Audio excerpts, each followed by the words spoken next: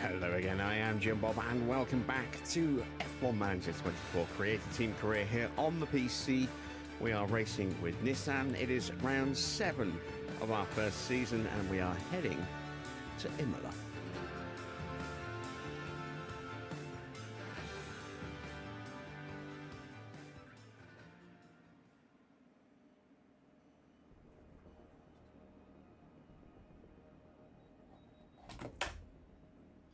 Bear with me a second.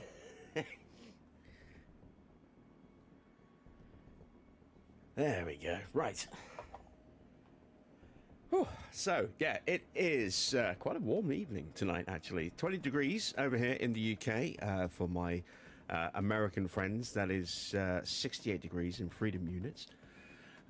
It is getting a little toasty with the heat of the console. Nearby, the heat of the TVs, the heat of the system, the PC right next to me, but I've got the fan on, got the windows open. Let's hopefully get a little bit of cool breeze going. So it is the day of Imola. We are ready for a brand new Grand Prix, and we do have more upgrades on the car, so hopefully we can take another little step forward in terms of our performance. As you can see, our speed still isn't great. 21st on the grid. DRS now 18th, thanks to our new rear wing. Cornering still not great in the low speed, but we do have a new front wing coming, which should hopefully improve that. We're at 19th now in medium and high speed, 19th in dirty air. Tyre wear still really good, and we have taken a bit of a step forward with engine cooling to help look after our powertrains. So we are slowly chipping away at improving our car, but it is a slow and gradual process. Unfortunately, no quick and easy fixes. Just putting in the practice parts before we actually head to Imola. That's car 1 done. Let's do car 2.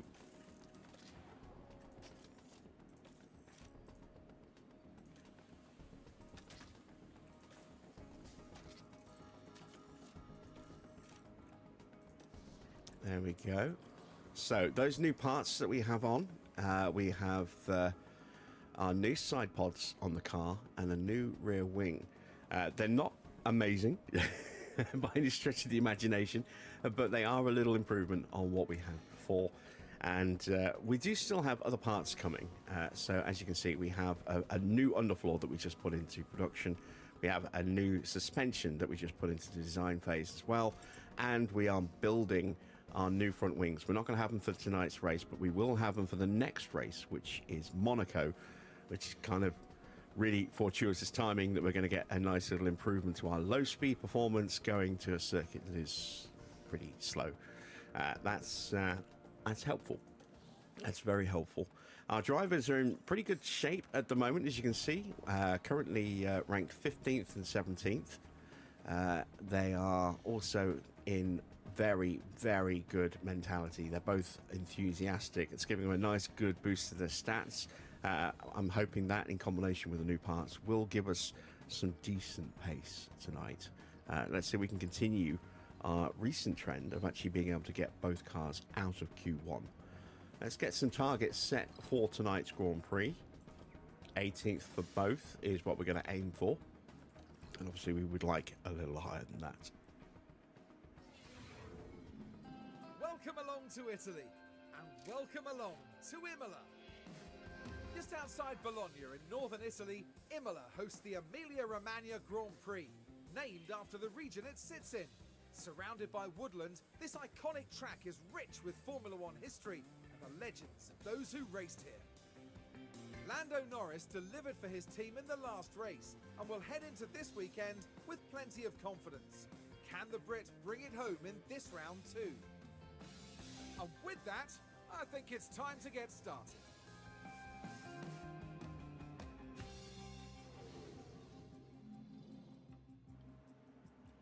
So, a bit of a wet start to the weekend. We got wet practice, or rain could affect practice on the Friday. We're going to have a bit more rain on the Saturday, which is almost certainly going to affect qualifying. But it will be dry for the Grand Prix and a little overcast. That might keep the temperatures down a little bit. So let's start getting prepped, shall we? Evening Wayne, evening Dino, evening Mike. Good to see you guys. Hello to anyone else lurking in the chat as well. Let us start by setting our run plan. So it's normally 20 laps for Imola. We are going to go with 32 because our car part knowledge has gone right back down to 54 with those 2 new parts that we've thrown on, and we didn't have full knowledge of the car before that either. So we'll make a nice, good, long run in this first session, weather permitting, and then we'll take it from there. We've already done the car parts. We did that before we came here, so let's get the setups on. Let's start with a 7 on the front, leave that at 12.5. Going to go to a 3.7, and then if I remember rightly, this is almost always all the way up here, and this is almost always all the way down somewhere around here. Let's go to there. So that is Mick taken care of. Let's start working on Teo. Yeah, we'll go with 32 laps. Get a nice good run. You're going to be running the hard tyres in this session, again, weather permitting. And then for the setup, let's go a little less on the front wing. Let's go with a 6.5. Let's go with a 13 on the rear wing. We'll actually go the opposite direction with the roll bar. So there to 6.4. That might be counterproductive. And I'm looking at that traction bar and I'm thinking maybe I should probably actually go the other way. So we'll try that. And then again, we'll whack that all the way up and we'll whack that all the way down. We've done the run plan, we've done the pace settings. We are good to send them out.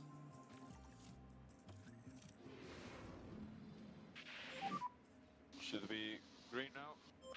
Just take a quick look at the weather forecast. Oh, it is going to get wet, look, in the second half of this session. So we'll try and stay out on the hards if we can, but it might not be possible.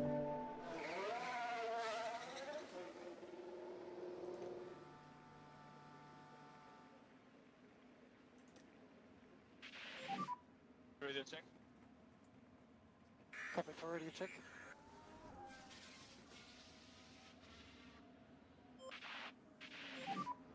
Radio check. Yeah, loud and clear.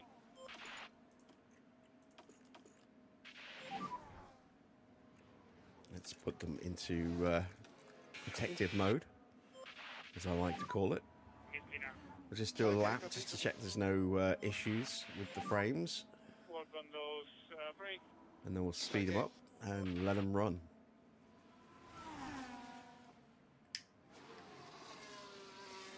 We've got a few rookies in the car again. Ollie Behrman is in for Carlos Sainz today in the Ferrari, and still has that damaged, or let's say damaged, that worn gearbox from the last weekend. Kasper Stucker is sitting in for Max Verstappen in FP1 here for Red Bull. Freddie Vesti is in for George Russell in the Mercedes. Who else? We've got Iwasa in for Yuki Tsunoda in the RB. Zay Maloney is in for one of the Sauber drivers, and was that Bueller? I can't remember who BUH is. I think I know who it is, but yeah, Lena Bueller. So both Sauber drivers sitting out, and then we have Felipe Drugovich in as well for Lance Stroll in the Aston. So we've got a few rookies running today.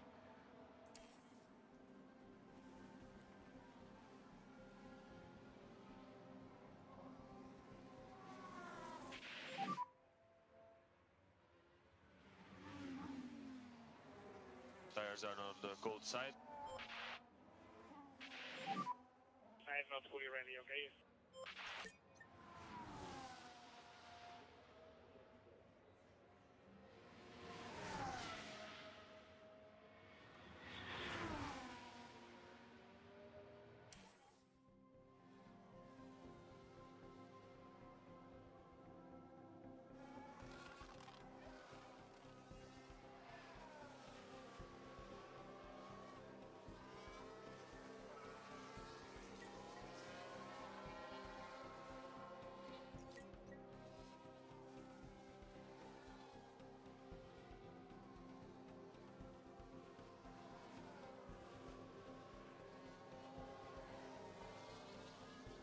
So how is everyone today?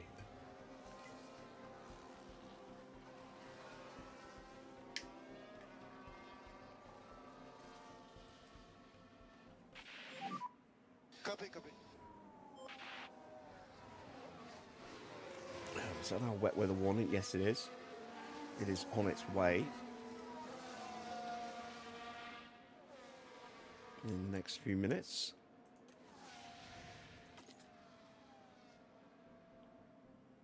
Reckon it'll go to inters in about 12 minutes. We'll try and tough it out if we can.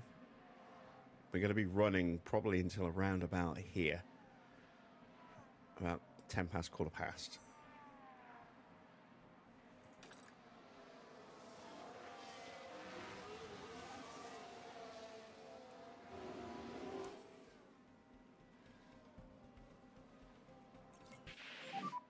I think the tires were very cold.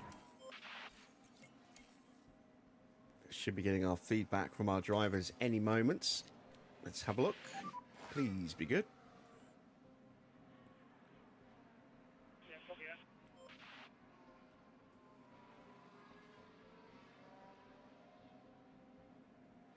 Come on, boys. Give me something to smile about.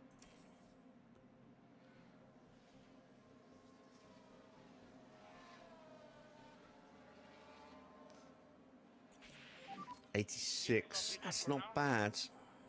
Definitely some room for improvement on that, though. What about Mick? Yeah, copy. 91. That's a little better. So maybe the roll bar is off on that one. Maybe the rear wing.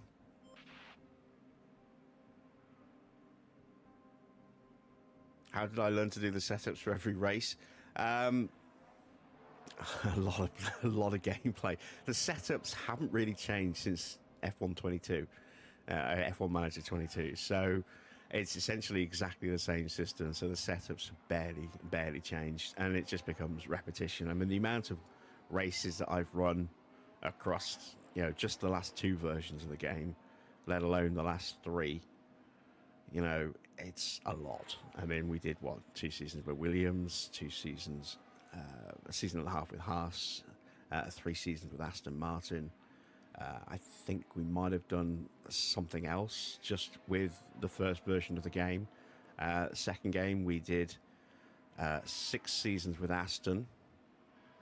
We also did 2 seasons with Mercedes and half a season with McLaren. We also then did 2 seasons with Aston as well. In this, we've done a Ferrari playthrough of sorts, where we did like the first half of the season. We did... what else did we do? We did Goodwood for a full season. We did our 6th season playthrough. This is all on the PlayStation. Now we're doing it here on this as well. It's just, you do the setups, and I've done a lot of stuff in my own time privately as well. So... yeah, you just remember if you're doing it a lot. I don't know if you can post links, actually. You can try. Let me know if it works. It might automatically just say no. But yeah, there are websites out there where you can basically just enter your first setup run and the values it gives you, and it'll predict exactly what the 100% will be. I think I've never used them myself.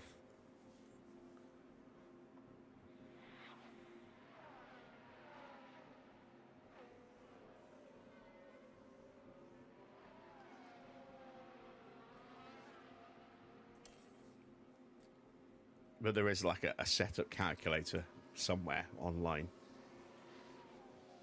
And of course, you could just do what I did for the first year of playing, and that's just get a notebook and write down your 100% setups. And then you've got, starting reference points. We don't always get it right. We've had times where we've had very disappointing setups, but, sometimes we nail it straight out the gate.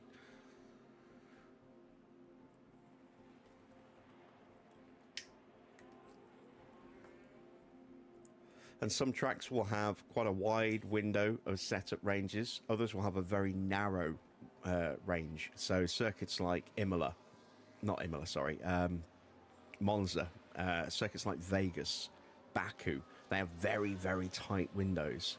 So you can expect the front wing to pretty much always be around X and the rear wing always to be around Y and so on and so forth.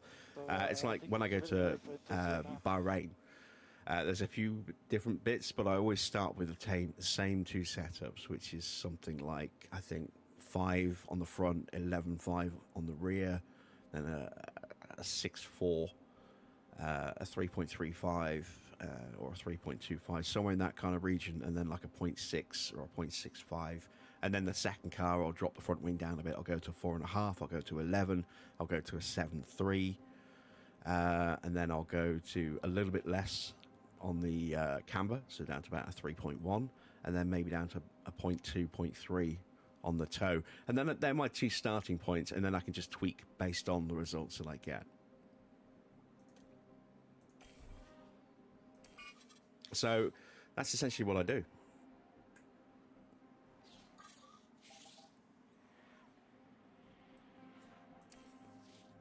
I have set starting points or that I'll use every time if I can remember them, and if not, I'll start in a range that I'm pretty confident is where that sort of setup window is, and then take it from there.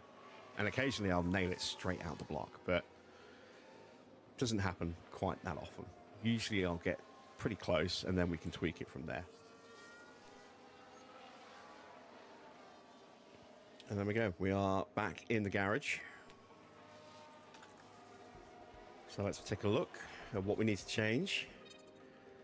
So it's the traction. Let's bring that in then, which means we need to probably pull that down a little bit so we get that back to where it needs to be. That stays slightly changed to try and get that lined up.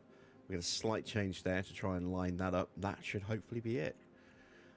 So we need to change the run plan so we can actually save those changes. There we go. And let's take a look at Teo. Oh, yeah. Actually, maybe I should have gone with the 6.4.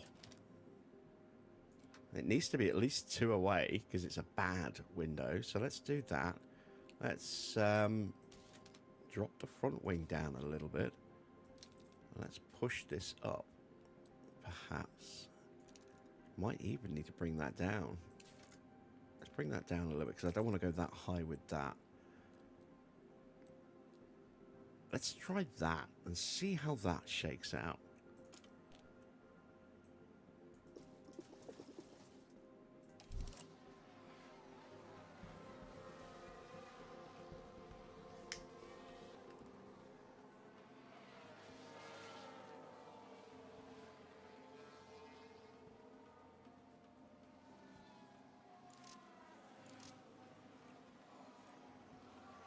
So we are done in this session. That gearbox in the Ferrari has now gone orange, so that'll get swapped out at the end of this session. There'll be a new gearbox when Science gets back in the car for FP2.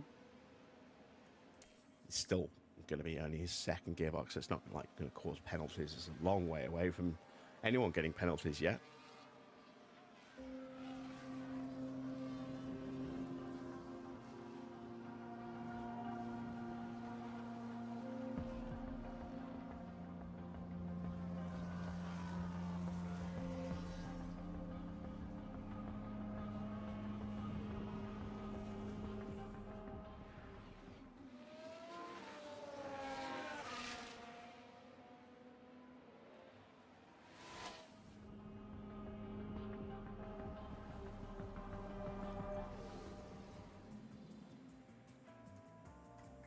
Okay. Let's get ready for second practice, shall we? Gonna have light rain. It's gonna start in inter conditions, so we might be starting on inters here. Yes, we are. We've made the changes. Let's go with 25 laps of fuel. And we'll probably have to call them in for a set of mediums at some point, just to make sure that we don't give back extra softs. I do want to have 2 sets of softs and 1 set of mediums for the Grand Prix, ideally.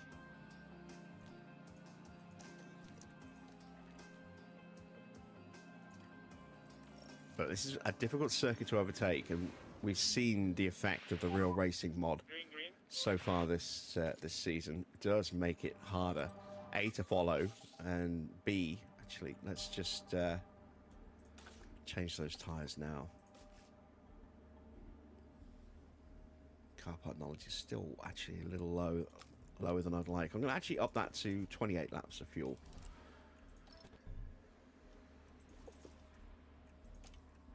We'll go out on the mediums now, I suppose. Well, I suppose we could just skip forward a few minutes. Evening, Harvey.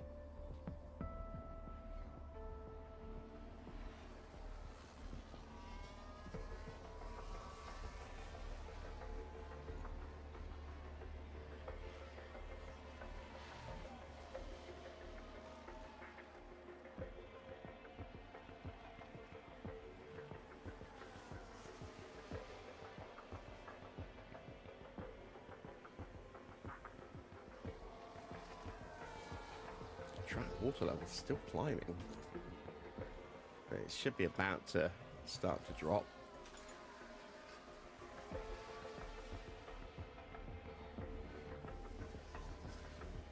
Alright, time to head out.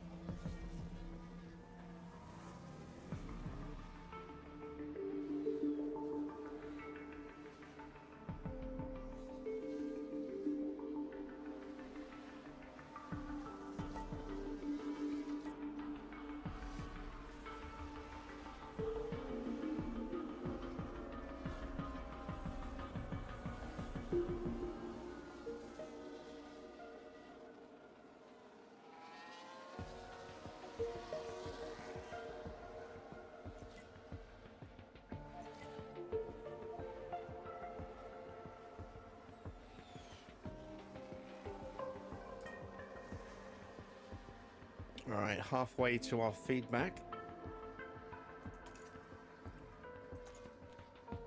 Let's see if we have improved.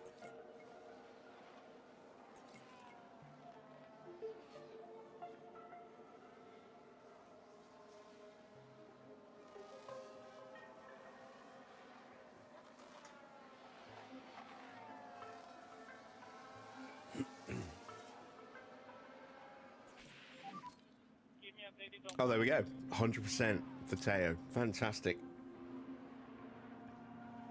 Yeah, copy, copy. Come on, can we do the same with Mick? Come on, Mick. Come on, Mick. Give me 100.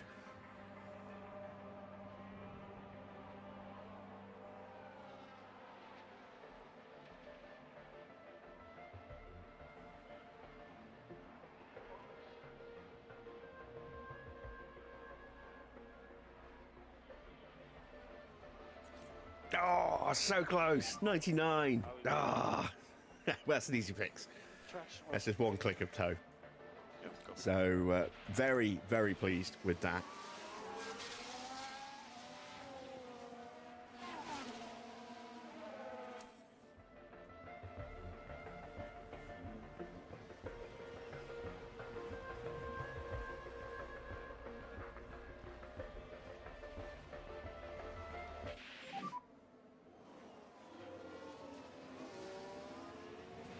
Tires are on the cold side.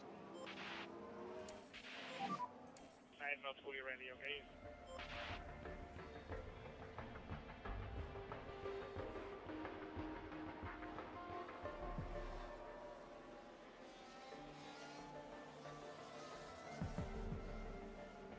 It's take a little look at the rest of the grid's powertrain situation, shall we? So, both of our drivers, we know they're going to be running a more efficient powertrain and gearbox because we're on to practice parts now.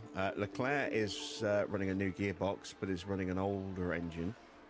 Nobody should be having any issues with the ERS unless they've had a wreck.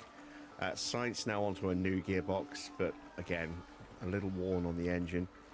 Piastri is showing that he's already on his second set of parts because he had that big wreck earlier in the season. Norris, decent looking powertrain, gearbox is still good. ERS is still in good shape. Max has got a new engine, old power unit for the ERS though, that could be a problem for him later. Checo, bad engine, and a gearbox is about to go bad as well. Let's see. George, a little bit better. Lewis in the same boat as George. Ocon has a dodgy looking engine, and his ERS is looking a bit sus as well. Gasly's already changed out all of his parts. Brand new ERS this weekend by the look of it. Albon, new gearbox. That's his second gearbox. Engine's looking a little rough. New engine, new gearbox, original ERS for Logan Sargent. Magnussen is still on his first parts by the look of it. Nico Hulkenberg, same boat as K-Mag.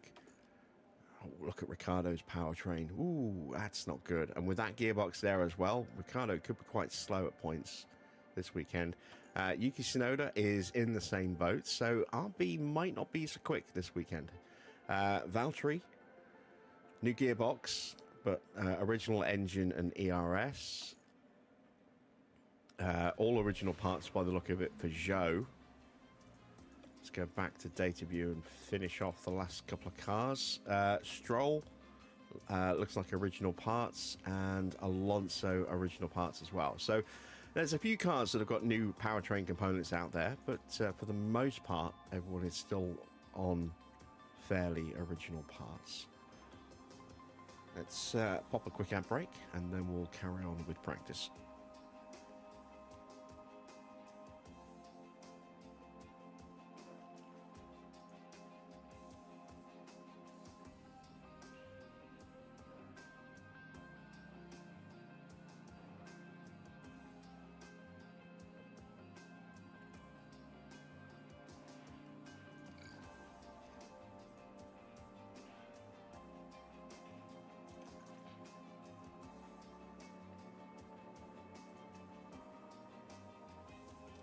All right, day two.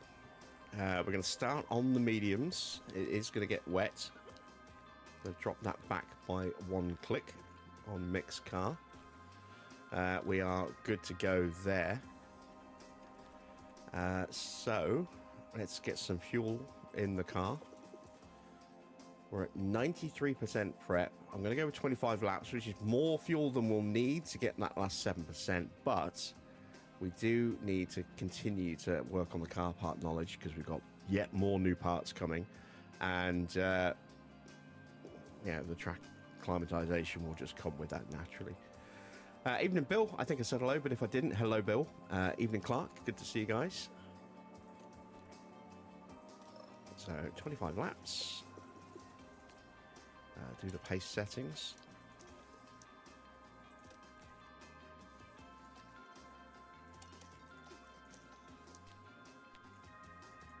And let's send them out.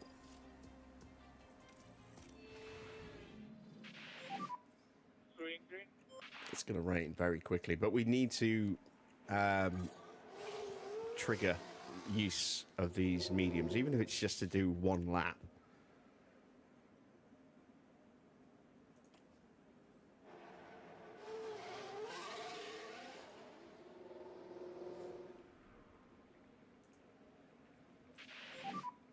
So just work on tires here. Copy. Yeah, we are going to get a fair bit of rain pretty quickly. Good out lap now. Copy. So what I'm actually going to do is just call them straight back in.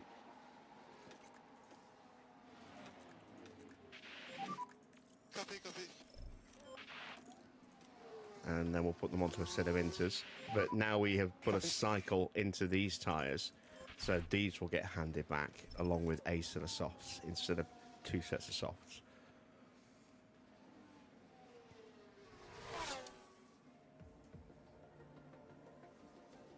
In fact, it may not even send back the softs at all if we're going to use inters. I'm not 100% certain on that.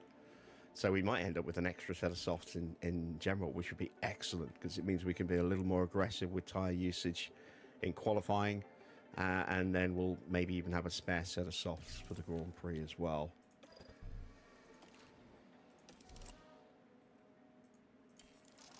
So now we just need to wait for the track to get a little bit wetter. Copy.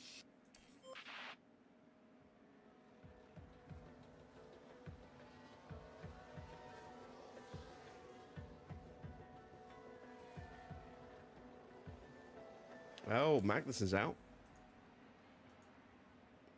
Got that weird highlighting issue again.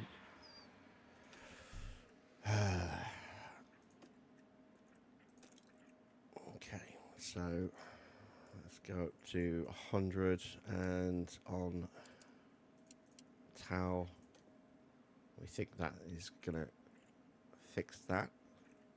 There's a yellow flag now. Let's see what happened to K-Mag. It looks like he crashed at Tosa. Side by side with Ocon.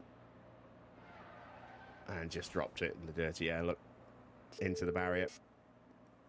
And he is out for the rest of the session. While all that was happening, the crew in the garage could do nothing but watch on. The mechanics know they now have to rebuild that car. All right, we can send our boys out now. Track is about where it needs to be.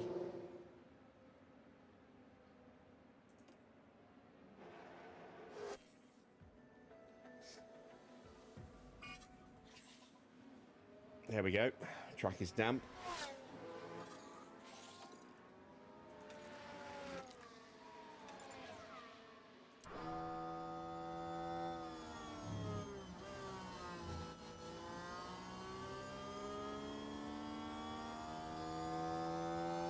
Still of the VSC.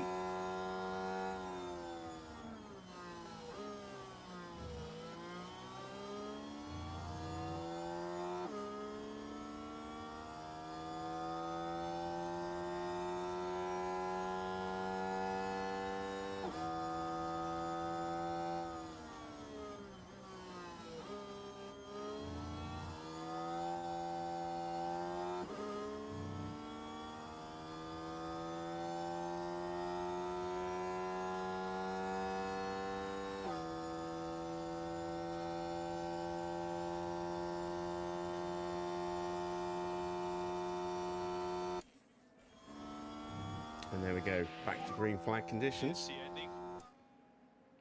Copy.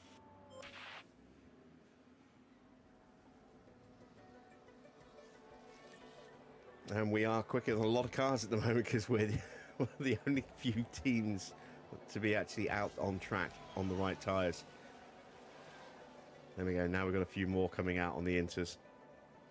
And now we're going to be sitting at the bottom of the timing screen again.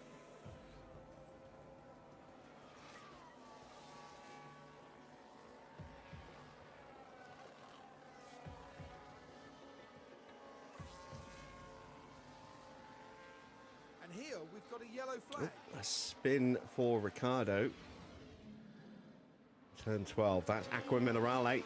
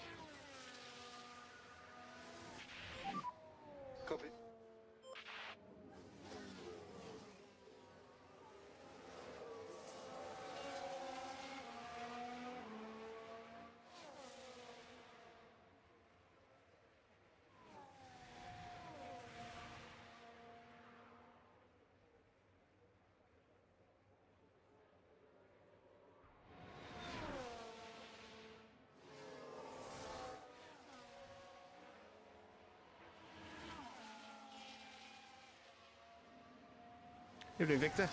How are you today?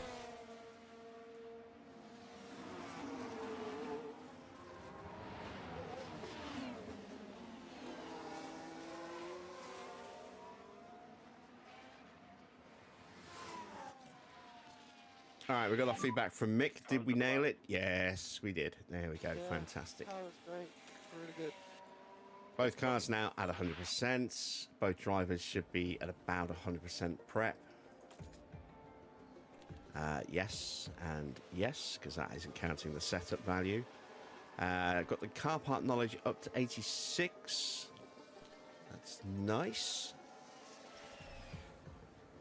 Let's call them in.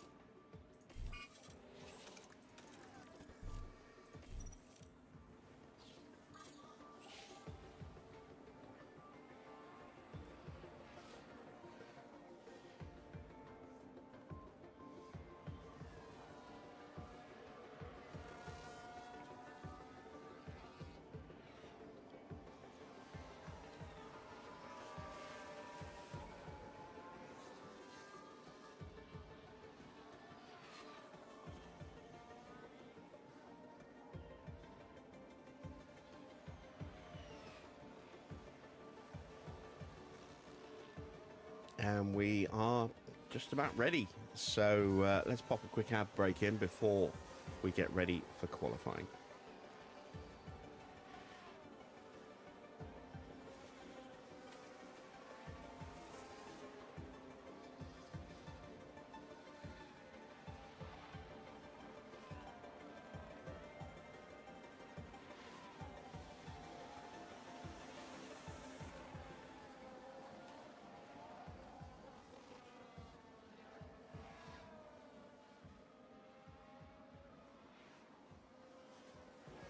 My buttons don't seem to be working today.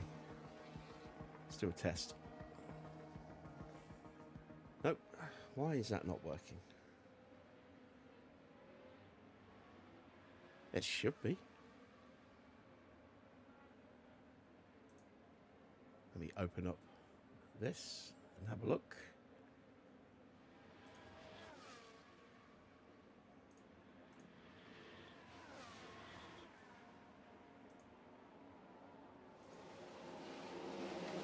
Very weird.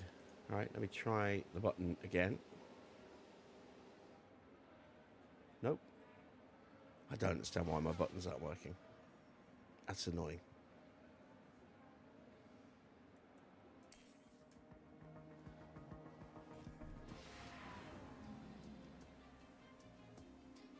Okay, that is practice done.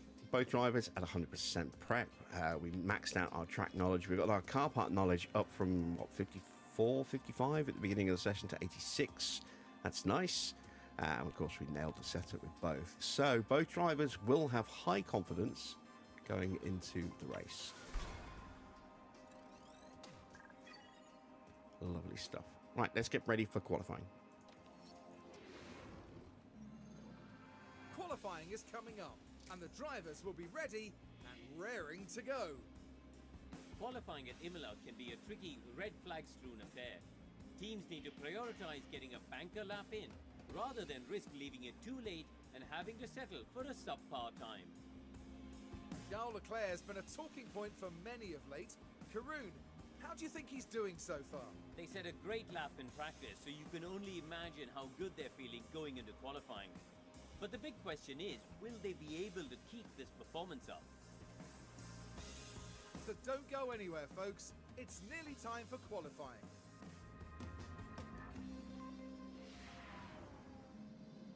So we got the light flashes because I thought we were going to have a wet quali. So frustrating. It keeps messing me about with this. All right, let's have to go back then to TSR. We need to... let's leave it at 100 and see what happens. We've already got everything set. We need to put the better parts in the car again. So there is the better engine and the better gearbox. There we go. So any power advantage we have over the rest of the grid is temporary.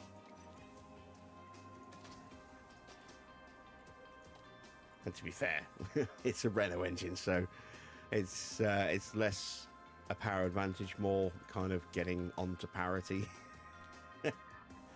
Let's send them out for our first run. Let's take a look at the weather as well.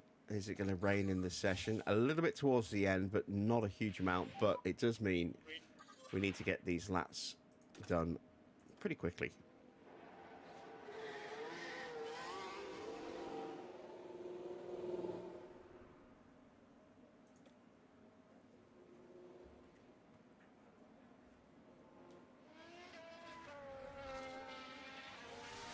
So Schumacher is out behind. Who's he out Okay, so behind? good work on those brakes and tires. Stroll. Porsche, I have no idea who he's at. Oh, he's out behind one of the Saubers. On your tires. Which one is it? Show. God, I would have been happier if it was Bottas. But it's Show, who is slowest of the slow this season.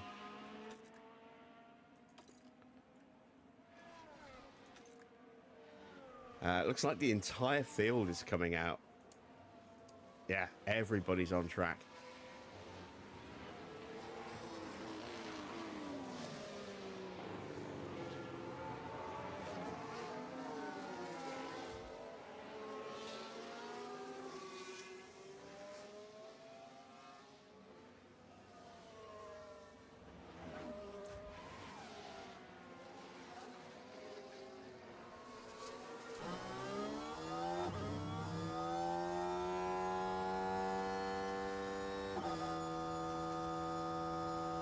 So Mick starts his flying lap, starts winding up the pace. Which lap now? This is a good position for us. So. Yeah. Okay, let's go.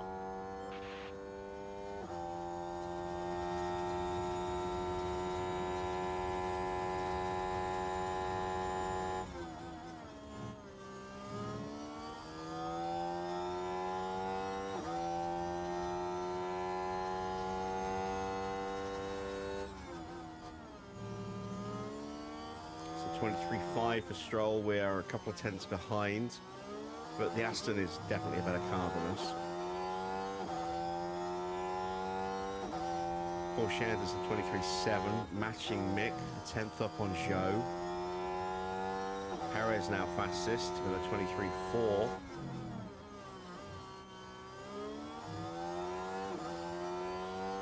$25.6 for Stroll. 26.1. We're down half a second in the middle alone. Leclerc now fastest. 25.9 for Porsche. He is potentially closing in on the back of Joe here. Might get a nice little slipstream at the end of the lap here.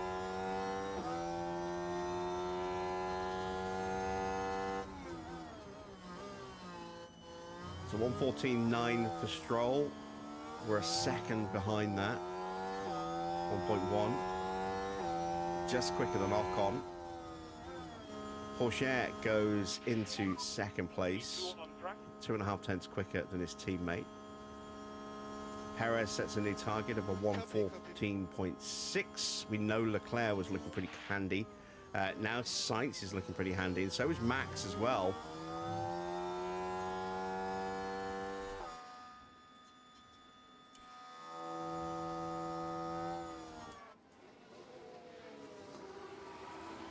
And it's Sainz who goes top with a 1:14.3, just 12 thousandths ahead of Leclerc. And Max is only a further 8 thousandths of a second behind that. So pretty tight at the top.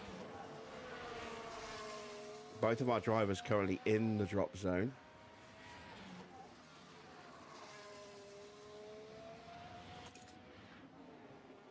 We've got time for one more flying lap, I think, before the rain starts to affect us.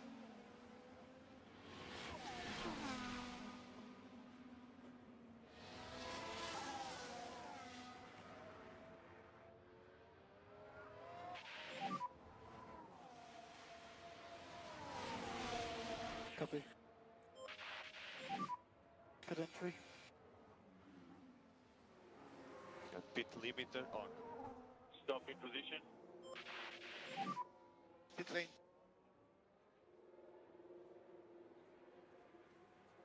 Stop on the mark.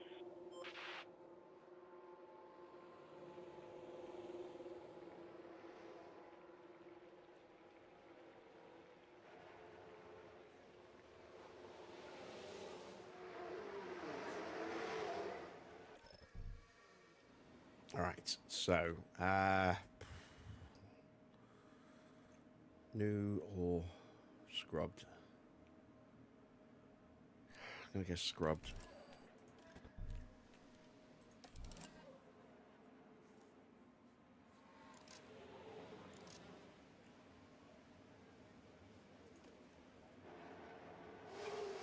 Let's see if clean air gives us a better performance this time. We're going straight away, which means we are running the risk of traffic popping out as we're starting to come round as everyone else piles out for their second run. It's not ideal, but I didn't want to get stuck in traffic trying to get a good lap in and the rain hitting. I wanted to make sure that we at least stood a chance of beating the weather and hopefully getting that clean run. And you can see everyone else starting to come out, but we are further around the track than I would like to be before that started to happen. It's going to be a lot of cars because they're all piling out. Maybe we could have delayed by another 10, 15 seconds, but it's not looking good for Mick. Maybe Porsche will be all right. I don't know. It's still piling out. Hulkenberg hasn't left the garage yet. Neither's Ricardo.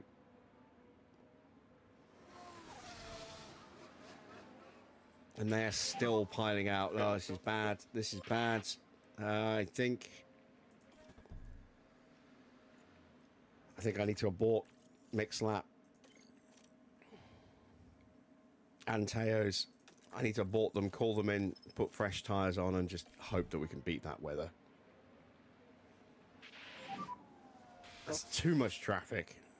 Pit limiter. We should have waited a little longer.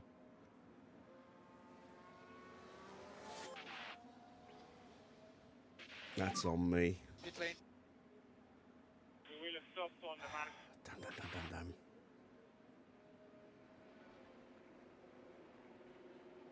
Oh, we got a yellow flag as well. See, that would have even further ruined our race. Our lap run. Now we run the risk of having a lot of cars still from the opposite end of the spectrum. Oh, it's really not good. It's really not good.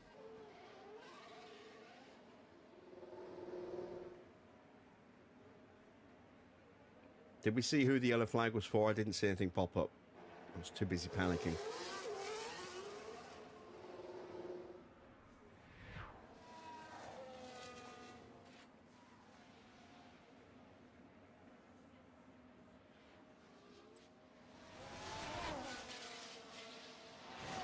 Oh, it was lock on. I can see it on my delayed replay. Copy.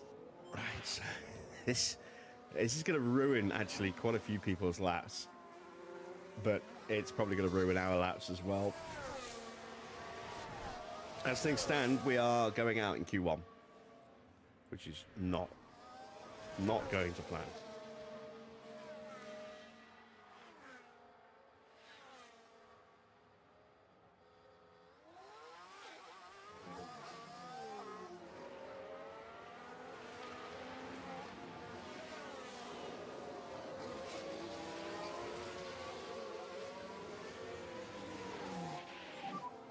Okay. Copy. Oh, and here comes the rain. Oh, this is the disaster. This is an utter disaster.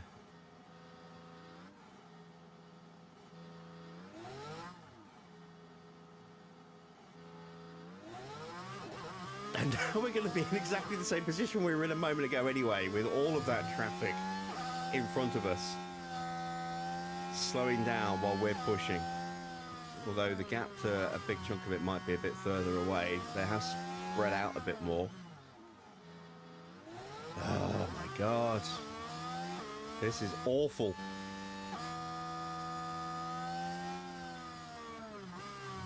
And the rain is starting to push the track water up slowly but surely. We don't need to find a huge amount of time, but we do need to find some, and I'm a little worried that we won't.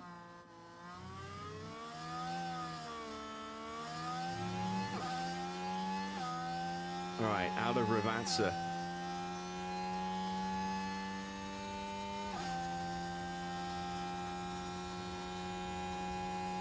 Down the Bassa Straits into Tamburello.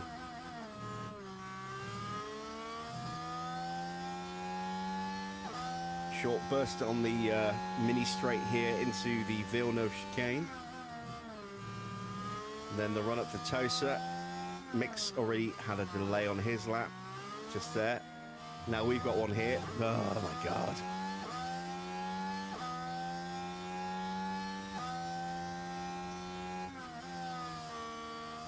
Track is definitely worse.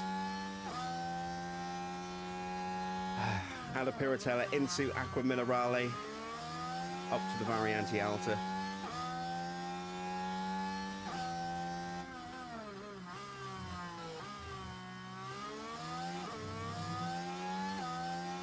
Mick's actually managing to salvage a decent lap out of this, but that might be about to come undone as we head into Ravazza again.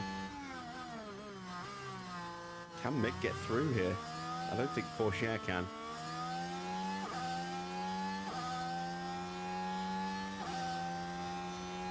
No. No improvement for either driver. Oh, what a disaster. The track's only going to get worse. Okay. We are out of qualifying.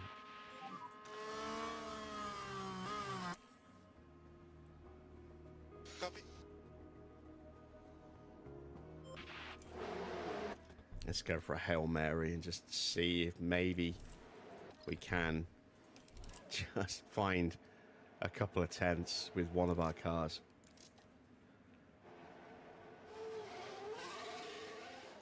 But I seriously doubt it.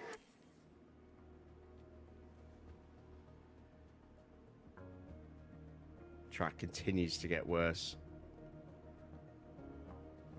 Yeah. Oh, Yeah, I did a and small then mistake now. Porsche locks up Right then, we can take a look now. at Ravazza. We're watching the action closely here. And nearly, just running wide. They've got to be careful and watch the... Oh my God.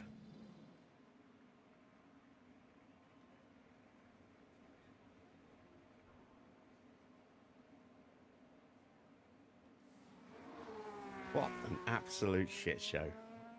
New parts, fully prepped, 20th and 22nd.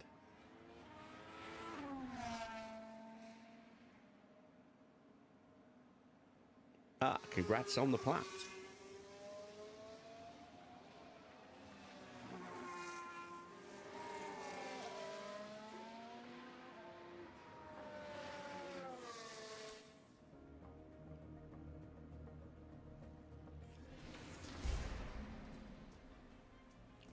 That is depressing.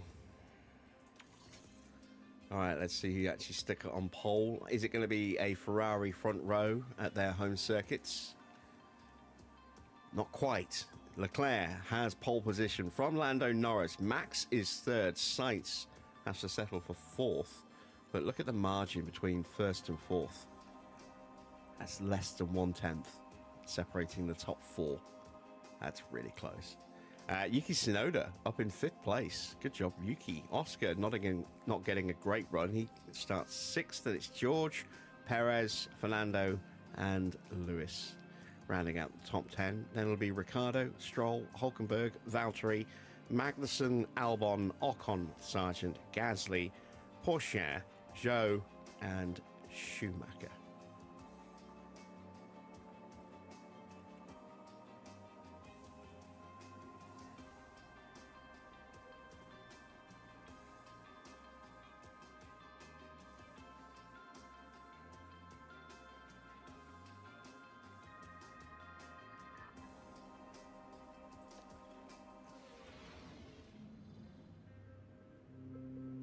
Not long until we get going here in Italy with 63 laps of hard-fought motor racing. Imola can really reward consistency, as Nigel Mansell showed here in 1992 when he became the first driver to ever win the opening 5 Grand Prix of a season. This is an old-school track with plenty of elevation changes and lots of corners. There's only one DRS zone here though, and it follows the long straight right before Tamburello and should see plenty of action. The time has come to fight it out. It's race day.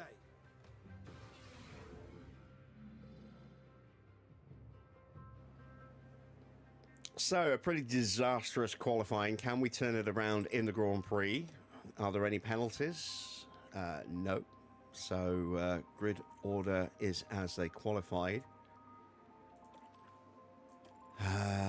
Let's see.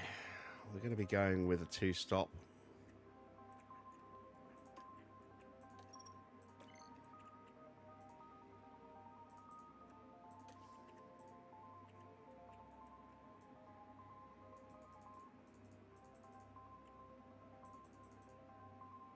We can get 20 laps out of that first set of tyres. That would be good. I don't think we can. Let's go 19 and do that. That's 7 seconds quicker. We will be right up against the limit on the tyres. Do we have an extra set of mediums or not? No, we don't. I didn't think so. Let's take a look at Teo. See what we can do with Teo. Plan is to do the same strategy with the same kind of window, but maybe I can get him to lap 20. Looks like I can. We'll do that. I am going to take 1 lap of fuel out.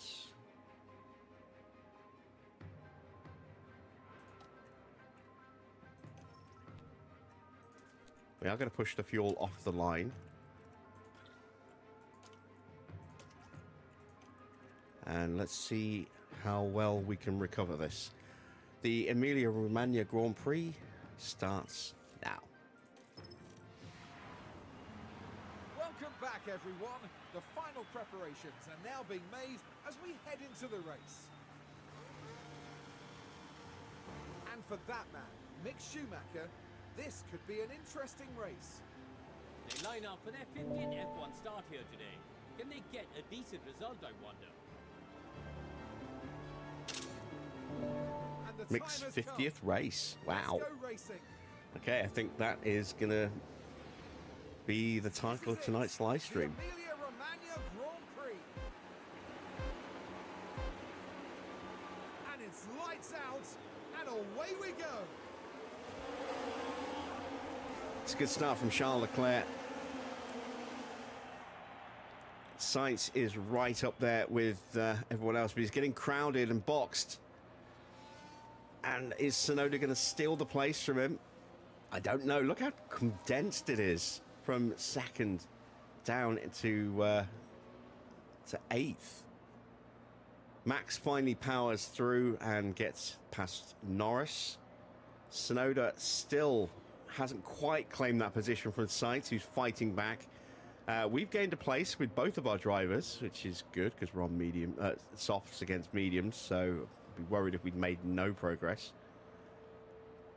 In fact, we're the only ones on soft. Perez the only one on hards. Everyone else on mediums, so we could see a whole raft of one stops here today. Hards to mediums or mediums to hards. It's not impossible. We'll still see some 2 stops. We could well see medium, soft, soft. But there we go. After the end of the first lap, it is Charles Leclerc from Max Verstappen. Norris is 3rd. Sainz has got back into 4th place. Tsunoda's 5th from Russell, then Piastri, Perez, Hamilton, Alonso, Ricciardo, Stroll, Hülkenberg, Bottas, Magnussen, Ocon, Sargent and Albon. And then it is Porsche in 19th, up 1 place from where he started. Gasly 20th. Mick in 21st has got past Zhou. Let's see if we can continue to slowly move our way forward.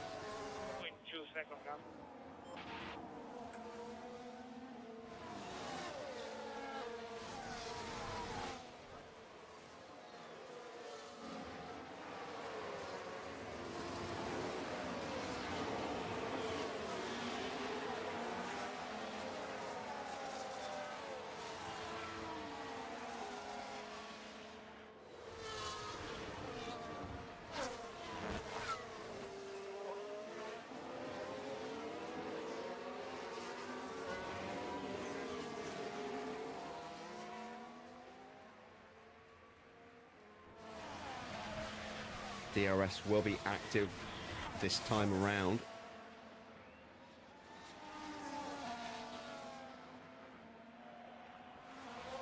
And I'm actually going to push the battery a little earlier than usual and see if we can maybe gain a place on the run to Tamburello. Copy.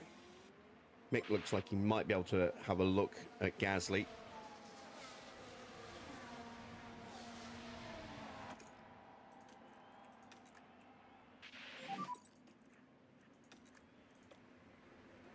He's thinking about it. He's thinking about it. Can't quite get there. Where you need to take up. Copy.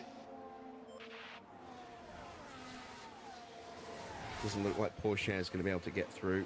So let's save the battery again.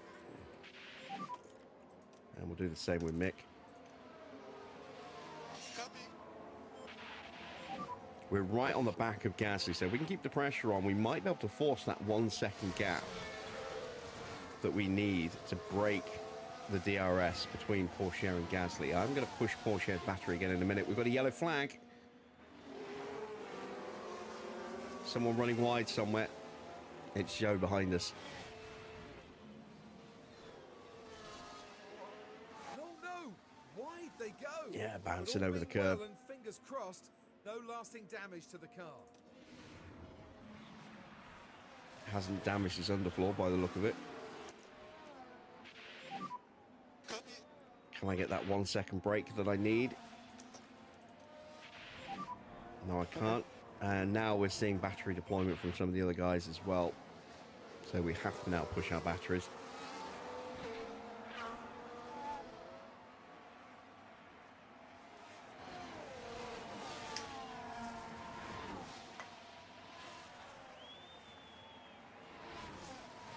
Joe's already been dropped as a result of that little wide moment through Piratella. So that might be any chance of moving forward gone for Joe, as he's just going to get left behind now.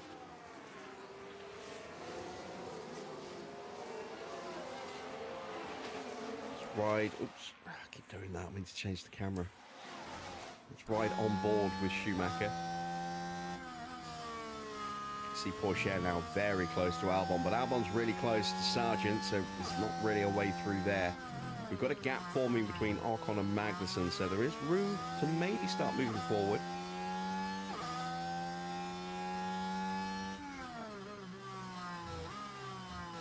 And it looks like most of the people on the mediums are actually pushing them as if they were, you know, to make them run at about the same length as a set of softs. So that's a 1 step up push. So that's 2 stop. That might be medium, medium, soft, or medium, hard, medium, or medium, hard, soft. It's certainly not going to be medium, soft, soft. Not if they're pushing their mediums like that. We are out of battery again. Copy. Copy. We're going to start to drop the fuel down now.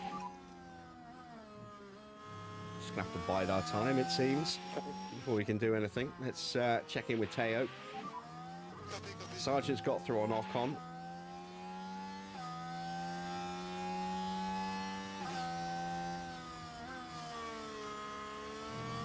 And they can see the power of the soft tyre grip.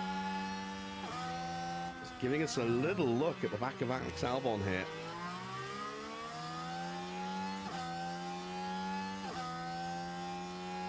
Albon feeling the need to go defensively.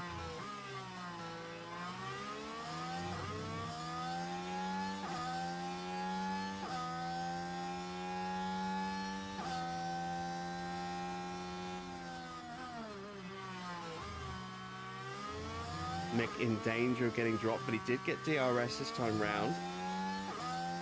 Joe is actually catching back up, but his tyres are definitely going to suffer for it. Copy. And he's going to lose a few tenths here just on the run to Tamburello because he's not in DRS. There we go, he's lost nearly half a second.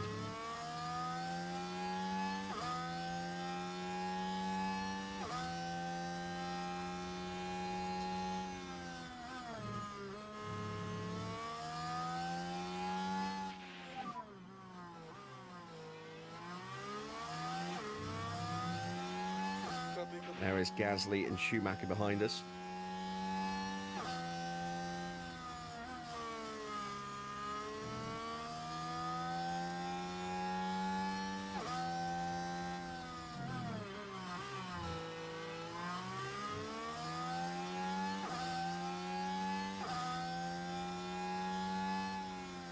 Oh, Ocon is now in danger of dropping out of the DRS as Sergeant, which means Albon might be able to move forward, and when he can move forward, we can try and move forward. Albon has the run.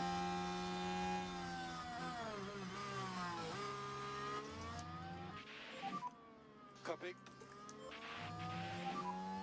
Copy.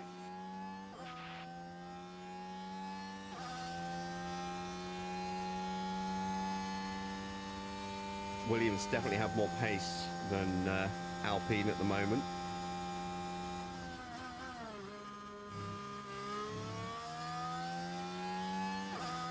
And once again, look, the Haas is eating its tyres. Hülkenberg at 66, Magnussen at 65. They still have massive issues with tyre wear.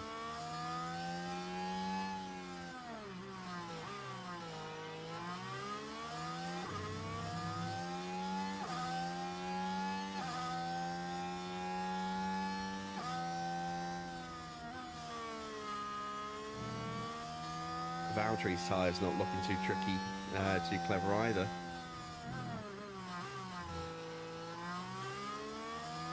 Ocon is pushed to try and stay with Logan Sargent.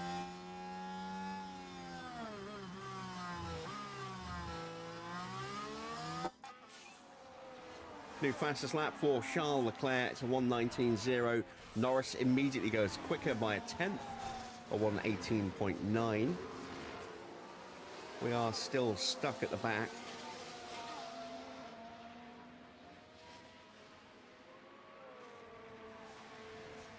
And this here is a little bit more indicative now of their tyre wear starting to slow a little bit, of maybe looking for a one stop. So it's still open as to what the other teams are going to do at the moment.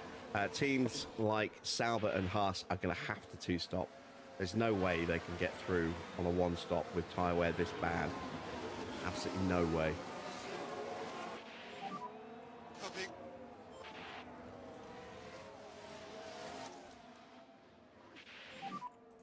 Copy. Copy. Let's start to put some pressure on Gasly. And now let's try and put some pressure Copy. on Albon.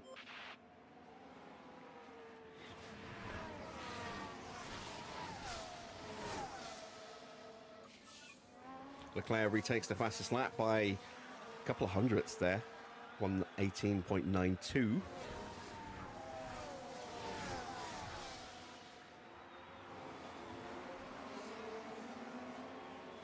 Did Gasly lose the DRS or did he get it? How are the He got it. Damn it. Thought we might have had a chance for a second then. But he is starting to drop back a little bit.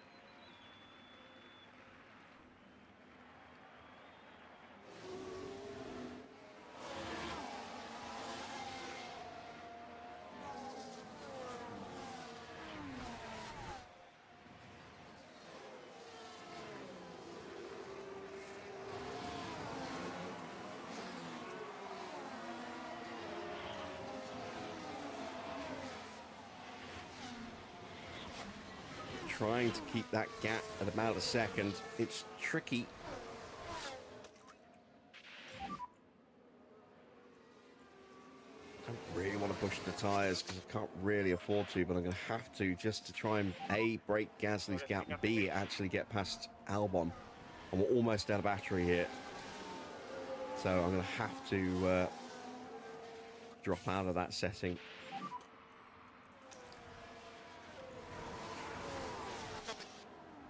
Yes, got the gap that I needed. Head down now, try to get a good pace. Remember, we need the tires for long. Copy. Can Mick do it? It's closing in. He's closing in. He's not close enough, is he? No, not quite.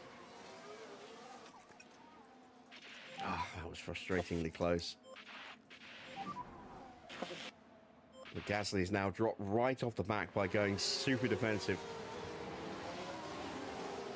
Evening, Tony. Will a one-stop work in Mexico? Depends how good your car is the honest answer. I mean, you could make a one-stop work in terms of getting to the end, but what your pace is going to be compared to those who are two-stopping with softs, you know, 2 sets of softs and a set of mediums. Yeah, you're better off two-stopping.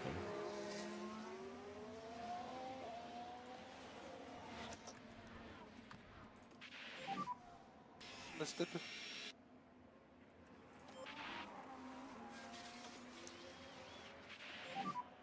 Copy. Just not able to move forward at the moment. This is really frustrating. Can Mick maybe get through on Gasly here? Copy. I'm out of battery. That does not help. Copy. Copy.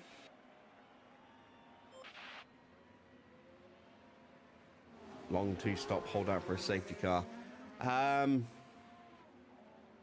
would say your best bet is maybe to try and do a quick first stop to try and get a little bit of an undercut, and then just play it by ear after that. What's your weather forecast? Cap 0. Sunny?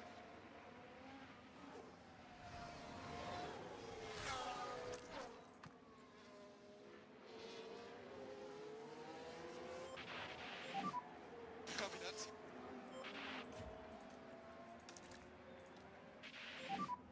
Copy. Yeah.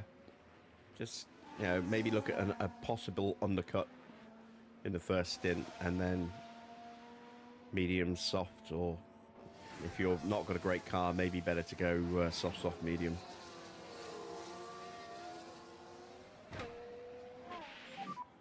Copy, copy. Copy. Copy. Okay, good pace. All right, we're just going to have to be patient, hope that we can get a little bit of an undercut. Once we get ahead of people, it's going to be hard for them to get past us, unless they've got a massive advantage car pace-wise. And we are almost certainly going to get lapped tonight. I mean, we are already half a lap behind the Ferraris. There you can see we are 35 seconds behind Leclerc already after just 11 laps. He crosses the line to end his 12th lap, start lap 13, and we are still an Aqua Minerale.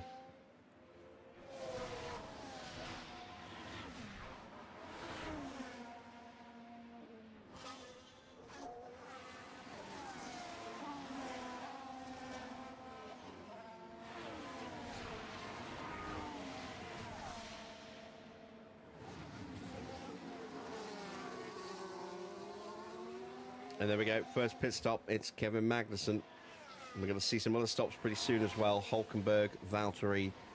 Joe's eased his tyre wear down a bit in the clean air, but he'll be stopping fairly soon, as will Logan Sargent.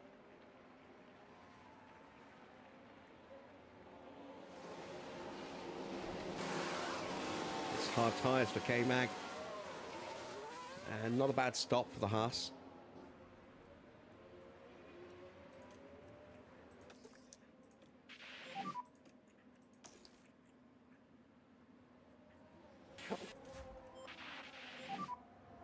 Gasly's caught me. Damn.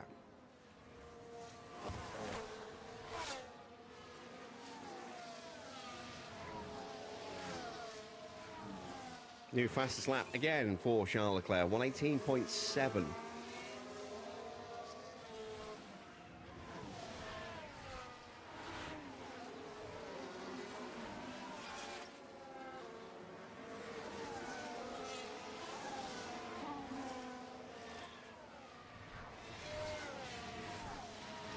think I've just lost the DRS there.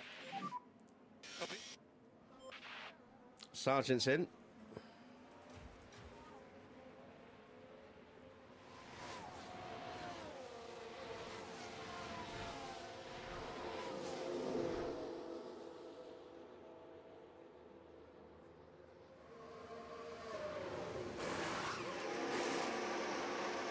Hard tyres is not a good stop.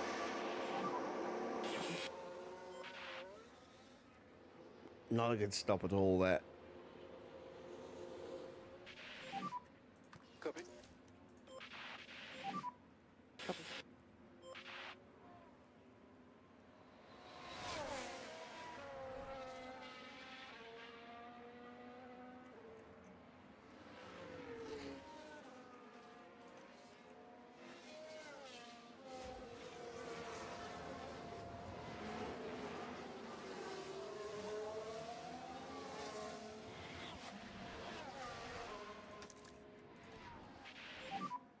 Copy.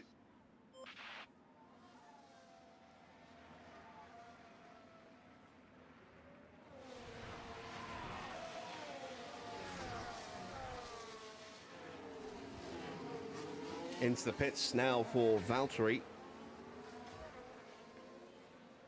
I don't think Gaz is close enough to have a look at Porsche. We'll get a little close.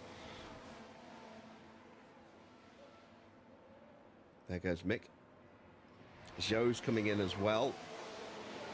Another set of mediums for Valtteri, which to me suggests he's going medium, medium, hard, or maybe medium, medium, soft, soft. He might be three-stopping. Same for Zhou. Zhou going for another set of mediums, so yeah. Potential three stops for Sauber today.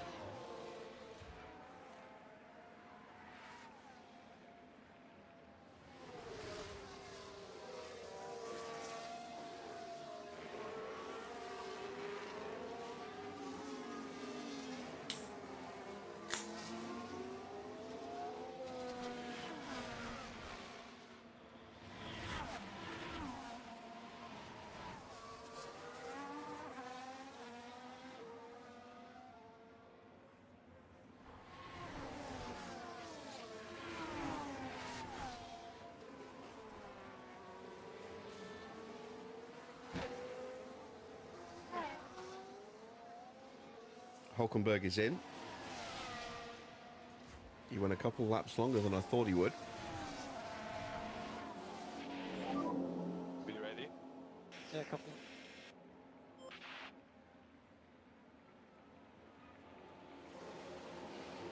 Hard tyres for Nico. Again, this is probably a two-stop. It's probably going to have to be hards to mediums rather than to softs. He's going to come out behind Magnussen, but comfortably ahead of Sargent. Thanks to Sargent's bad pit stop there. Zhou is now 13.5 seconds back on Logan Sargent now, but he will be getting quite a few quick laps in compared to us, potentially. Let's see what his pace is when he crosses the line at the end of this lap. In fact, Zhou's getting lapped.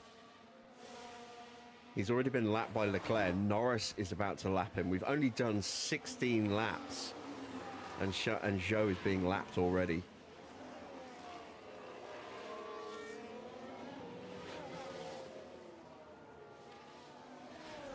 It's about 1.6 kilos of fuel for a lap around this circuit.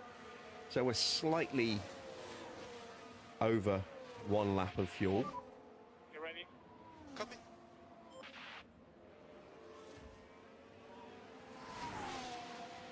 I think we are going an extra lap, aren't we, with Teo? Yeah, it's a lap 20. Lap 19 for Mick.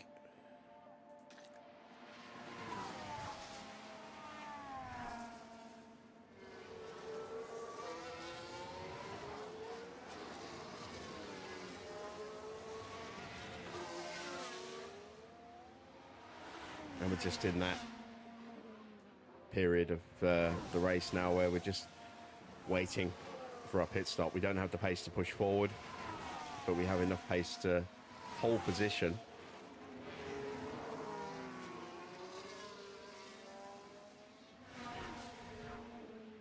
Once we get those new tyres on, we will start going quicker. Even now, look, Joe's still not doing great times, but again, getting lapped, so that's hurting him. And he's going to get lapped again on this lap as Sainz and Verstappen are almost on him now as they arrive at Tosa. He's a long way behind us.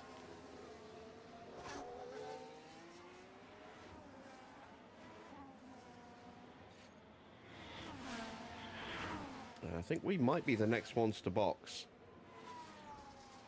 Unless someone decides to jump in early. So this is where our undercut kicks in, although we're going to come out behind Valtteri, behind Magnussen, behind Hulkenberg, and probably behind Sargent as well. But we should come out ahead of Joe. Which means we might be getting blue flags as soon as we come out the pits. That would not be good. Really hope that's not going to be the case. Even if these guys are lapping, you know, quicker than us by a couple of seconds at the moment.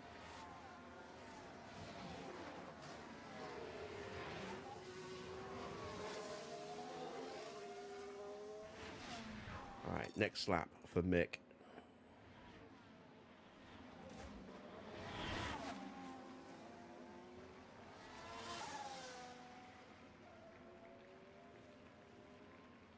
You just want Sesko signed and you'll be happy. Yeah, he's a good player, Sesko. I mean, we are apparently very, very close now to signing Wirtz.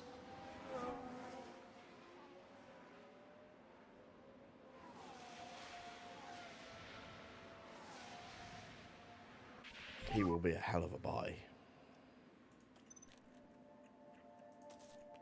So we're going to go soft again in an attempt to try and really maximize our pace with this undercut, but we are going to come up behind these guys and we might have the same issue trying to go forward.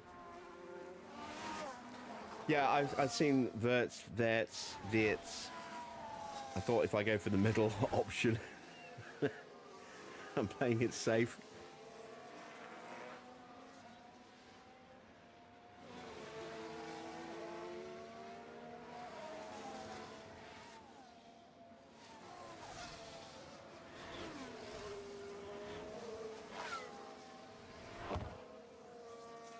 That way I'm possibly right, but I'm only slightly wrong as opposed to very wrong.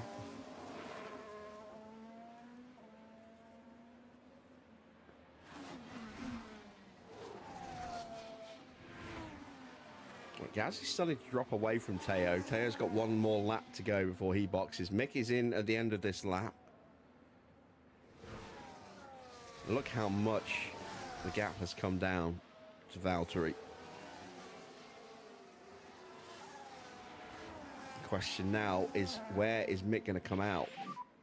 Good entry. Okay.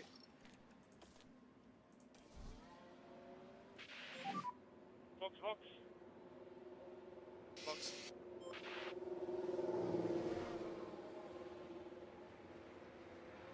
Come on, let's have a good stop, lads. Let's have a really good stop, please.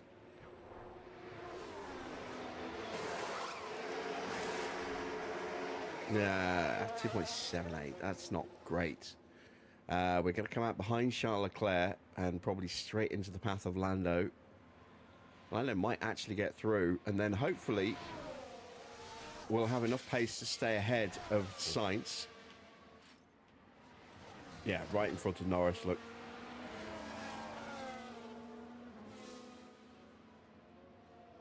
Now, hopefully we can stay with him. Wow, we are 14 seconds behind Logan Sargent. But at least we didn't get hit with multiple blue flags the second we came out. We only had to pull over for Norris. I can live with that.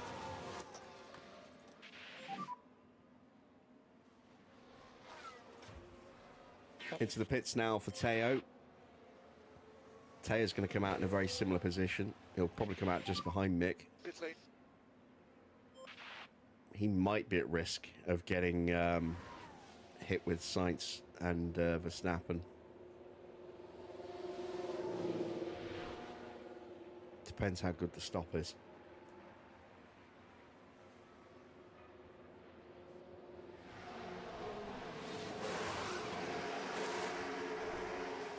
.5. That's not too bad. It's a couple of tenths quicker than Mick's stop.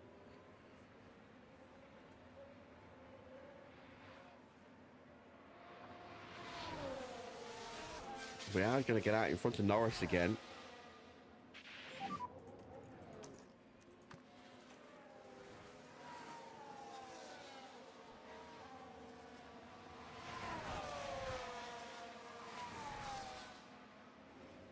Currently 3.7 gap.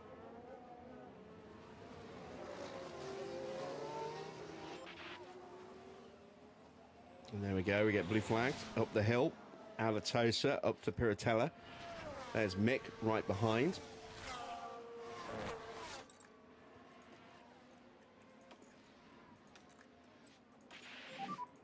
Just clean driving. Copy. Do not want them holding each other up. No trouble, okay? Copy, copy. We want to make the most of our pace here.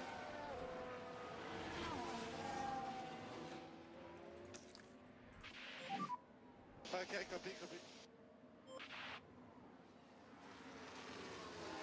Need to make sure we stay ahead of Max and Carlos. Can't afford to lose time getting blue flagged.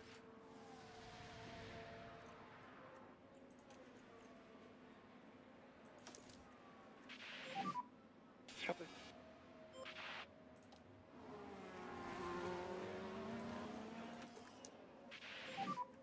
Copy.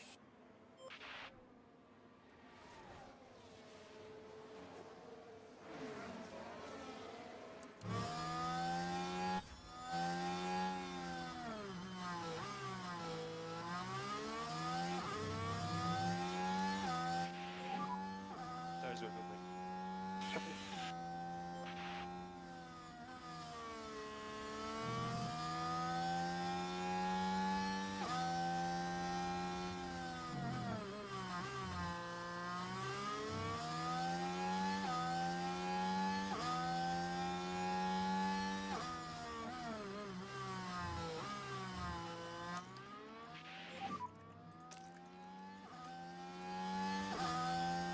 Copy. Copy. Keeping enough of a gap at the moment.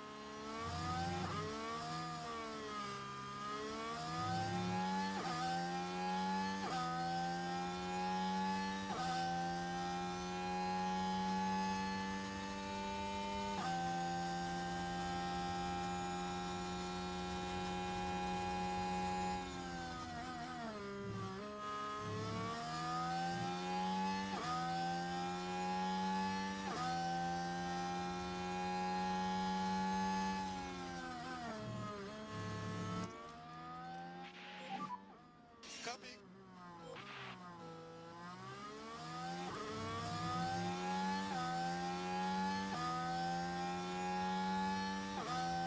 I think we'll be fine. Sainz and Max are both going to be boxing very, very soon, as is Oscar Piastri, although he's another 7 seconds behind Sainz and Max. So I think we've done enough to stay ahead. We're definitely lapping quicker than people like Gasly and Albon and Ocon, even Stroll at this point.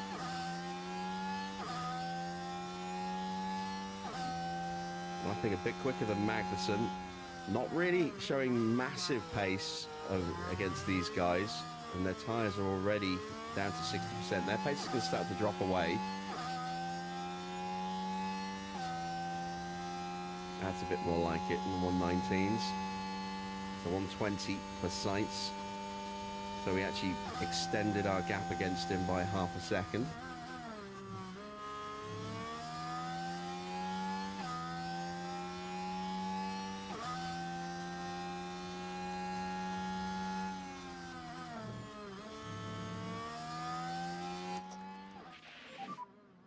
Copy.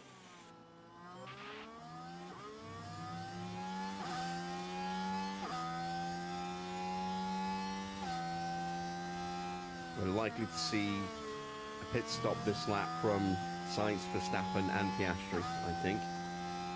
Stroll and Ocon. Gasly also likely to stop.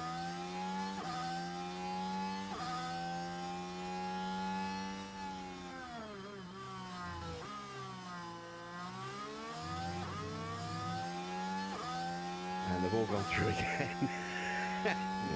Well, just shows what I know.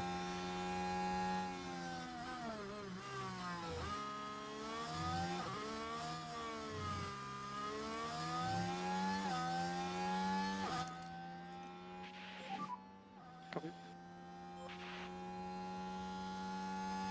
So Porsche's pace is good. There is Sainz into the pits, so got that bit right. Set of hard tyres. That means a potential one stop for Carlos. Oscar's in. Max decided to go again. Hard tyres for Piastri, so again, potential one stop. Stroll's in. So I got that one right as well. But the Alpines ignored me and carried on. They will box this lap, I'm sure of it. Hard tyres for Stroll, so potentially a one stop. And it could well be that for the Alpines as well. There is Esteban Ocon. Gasly. Ocon stays out, so is Gasly coming in? Are they staggering their pit stops a lap apart so they don't trip over each other? Which would make sense. Gasly's in. There we go. So are these guys going for hards? I'm going to try for the one. We are going to get out of the pits in front of him.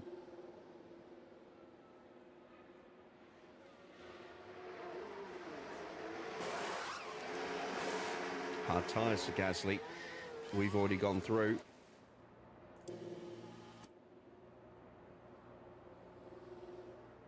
Leclerc is in, so is Max. Leclerc's gone to a set of hard tyres. Hard tyres for Max, that's a good stop. In comes Ricciardo. So this is where the one-stoppers are really starting to flood the pit lane.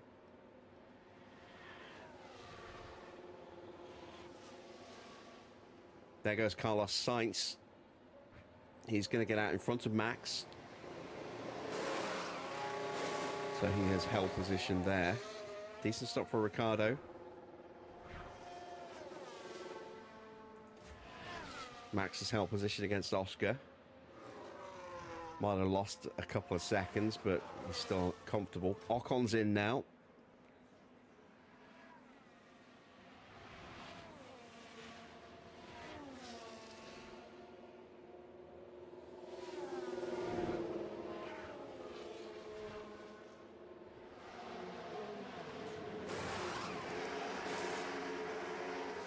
Hard tyres for Ocon.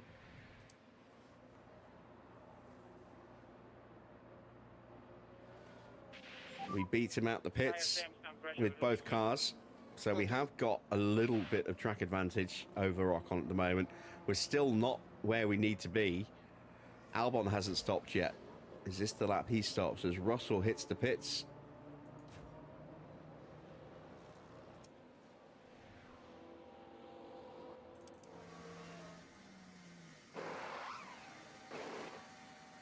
Hard tyres for George. New fastest lap set by Carlos Sainz on 118.5.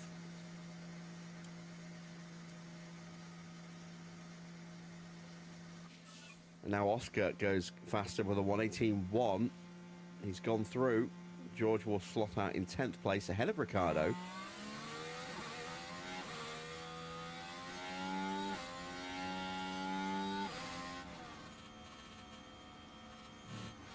Pretty comfortable, actually. Here comes Albon. So, Albon is going to come out behind us, I think. Question is, how far behind us? Oh, yeah, he's going to be comfortably behind us. He's going for medium, so he's going to go for the one stop.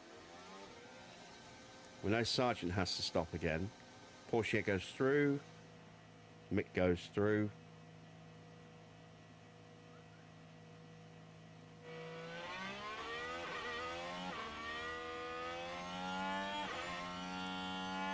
There is Esteban Ocon So Albon's kept position. New fastest lap for Charles Leclerc, 1:17.0. Oh, that's a good lap. And now Alonso is into the pits. Through goes Verstappen. Piastri's about to whiz past in a second.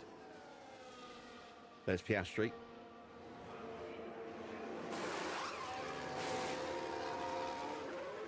Decent stop.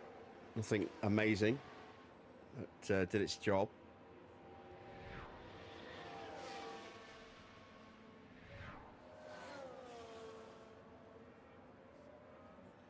When he get out in front of Stroll. There is Stroll.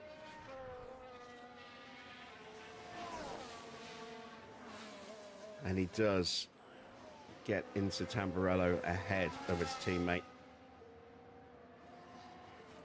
Checking with Teo. We are tucked up behind Piastri. There he is. Piastri's doing 1:17.7s. We're doing 1:19.2s, so that gap's going to go up. So I think that's Piastri. Is that Norris? That's Norris. So we're still tucked up behind Lando Norris, who hasn't stopped yet. Wow, Lando has gone nearly half distance on those mediums. And it's a fault for Leclerc. No, what's happening with the engine, guys?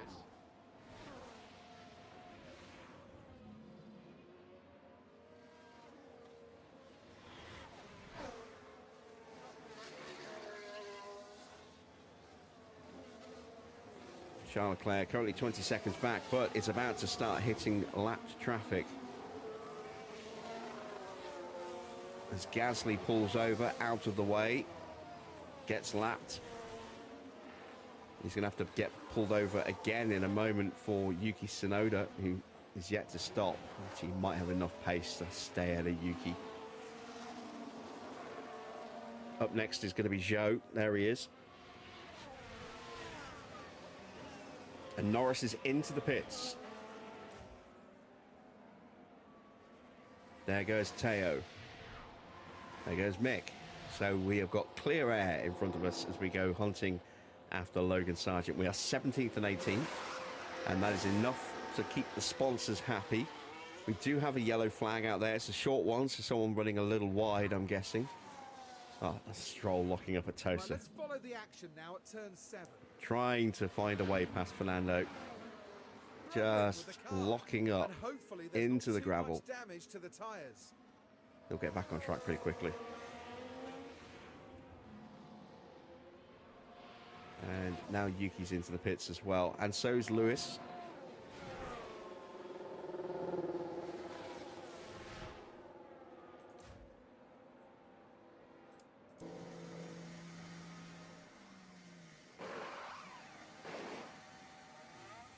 Not the best stop for Tsunoda there. Hamilton's was pretty decent. Where is he going to feed out? Russell has gone through. Ricciardo's about to go through. Will he get out in front of the Aston of Alonso?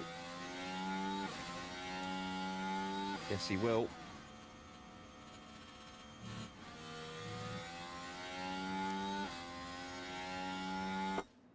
The Aston's still battling. Yes, no. Stroll's 7 seconds behind. There he is.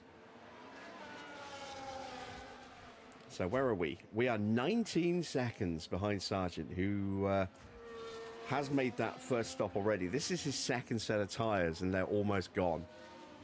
So I'm not sure what tyres he's going to have to put on here. Has he got another set of hard tyres? Or is he going to have to go with 2 sets of softs?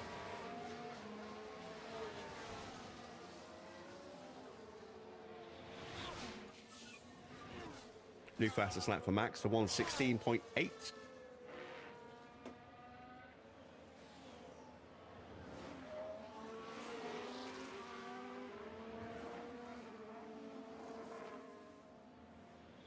Okay, so the gap, the gap was very wrong.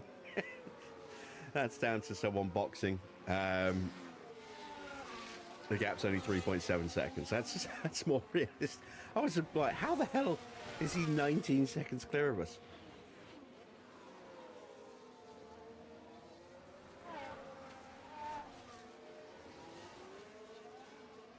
And the gap is coming down by a second a lap at the moment.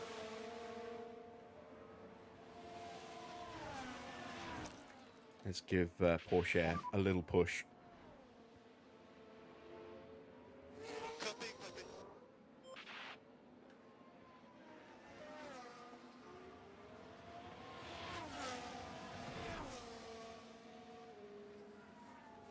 We are now just under fueled, or just over fueled actually, by a couple of 100 grams of fuel.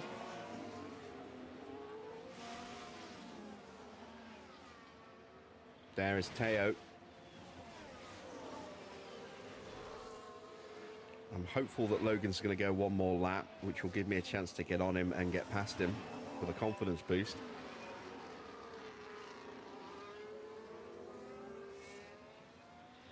This is why getting these setups in the first season is so vital, because you have races like this where you're just not getting any action. You're not overtaking. You're not in defense. You're just isolated like this. So your confidence just bleeds back to starting level. And so getting that setup maxed out gives you a much higher baseline. We can actually go back to medium on both now because they're not running nose to tail anymore. Get on the rhythm, come on. But it just gives you that higher baseline for where your drivers are going to be so that they have better stats. So if we take a look, there you can see that is the baseline stats. +2 and +3.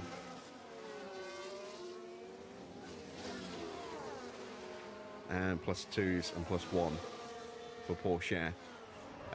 If we only had medium confidence, not high, as our baseline, then those bonuses would be lower or non-existent at all.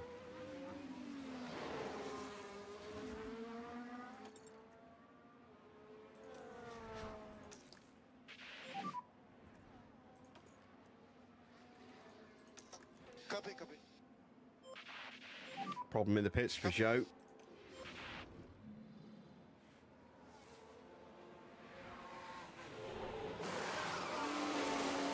Left rear.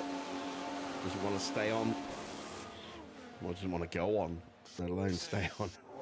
There we go. He's away. That cost him a few extra seconds. Can we have a look? Ah, no, he blocks us. But we'll get the run.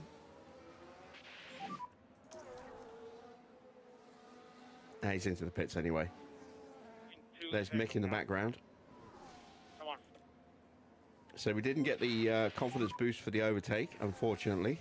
We actually lost a little bit of confidence for a failed overtake. Still a very long way to go.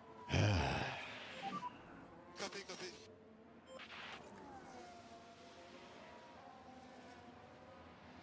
Here you can see we lost 1.3 seconds to Schumacher being stuck behind Sargent there. Speaking of, what's he on? Is that another set of hards? It is. It's another set of hard tyres for Logan Sargent. So he is going to the end on those. Checo's in. Set of mediums. That'll take him to the end. Pit window for Mick is opening up next lap.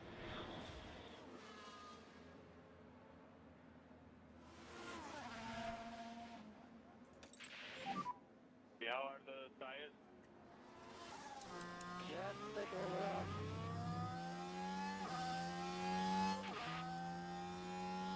In comes Valtteri.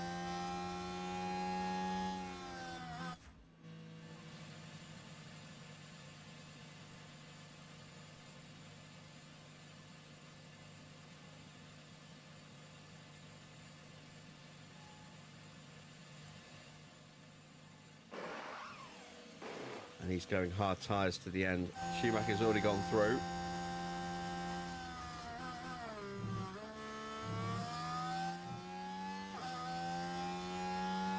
And we're back to the 119 fours.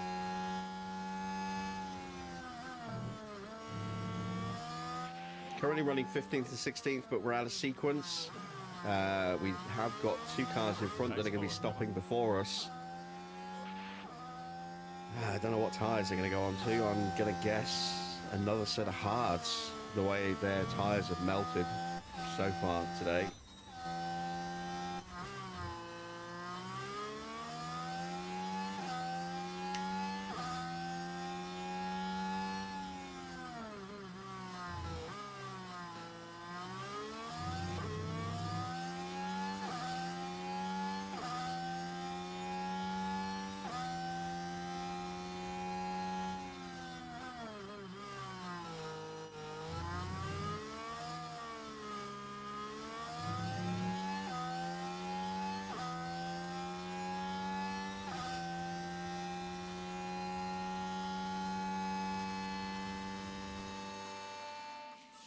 Not really a lot of wiggle room to push. Evening, Adrian. Just saw a new fastest lap pop up for Charles Leclerc, 1:16.5. Yeah, that's pretty quick.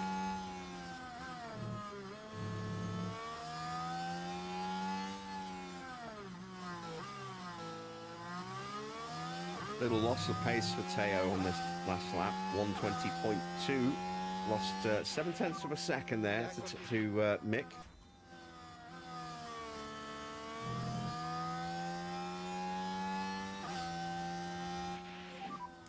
Up 1.1. Eyes forward, come on. We're getting blue flagged. Damn it.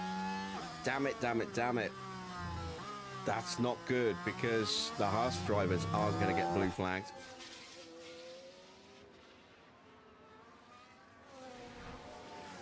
Was that Charles? It was.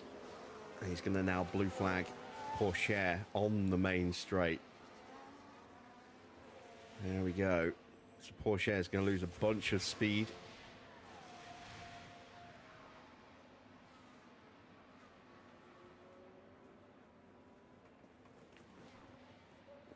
And Mick just gained quite a nice little bit of time there. 1.5 seconds. And it's dropped us further away from the Haas drivers. There they are. Well, there's one of them, that's Magnussen. Come on. And we've now got Norris closing in as well.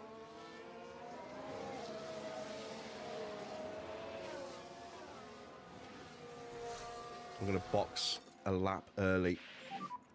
Head down now. Try to get a good pace. Try to pick up a bit more pace. I just don't want to hit those blue flags. Close the gap. I want to see if we can maybe get an undercut on Hulkenberg. Box, box. We're not going to get the undercut on Magnussen. I'm pretty sure he's going to box this lap. He's been blue flagged by the Ferrari, so that's helped us out a little bit. We're only 2.5 seconds behind him.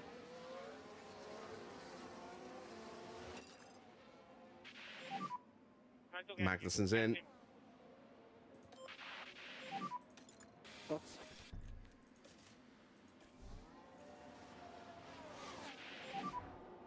box, box. Copy, box.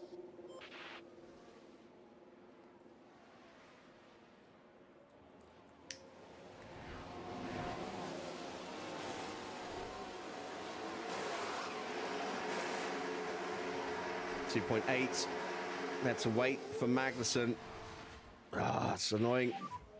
Watch out the line. If we'd had a quicker stop, we could have maybe jumped him there.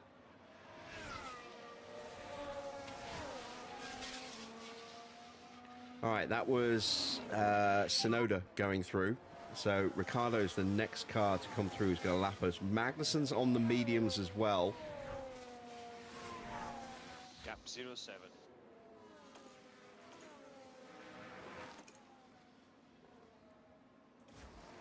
We have been blue flagged. Damn it. We got blue flagged by Norris. Gap 1.4. Hulkenberg's in. Okay, mate, no worries. Race is long. Copy. New fastest lap for Lando Norris, a 1:16.2. Let's have a good stop, please, Teo.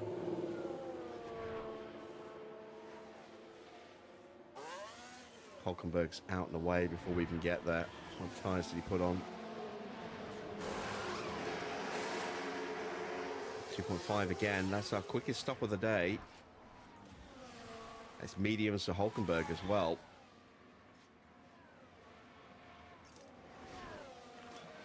We've just got into 9th place for that stop. Can we get out in front of Magnussen? No, we can't. 2 seconds gap. Ah, damn it. So close.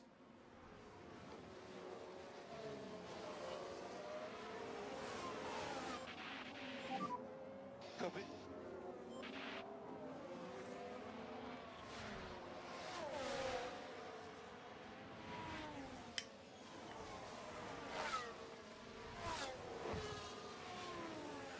So, everybody in front of us is going to the end, apart from possibly Stroll. So if we are going to hit our targets, we need to do it on track, which is not going to be easy.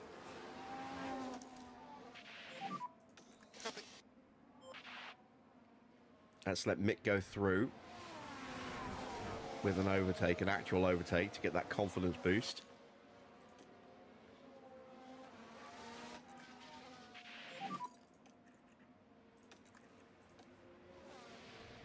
Copy.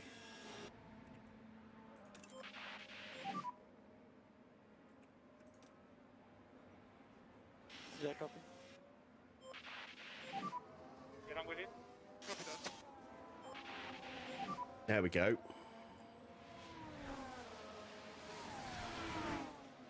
And that's now boosted him from +2s and a +3 to +4s and Yeah, +5s.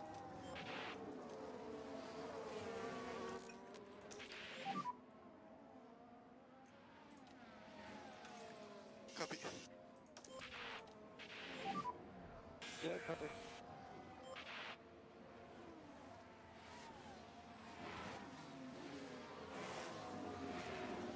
There's Ricardo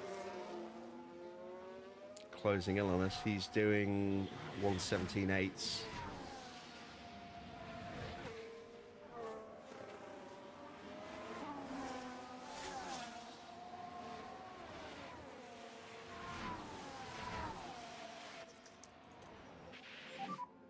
Copy, copy.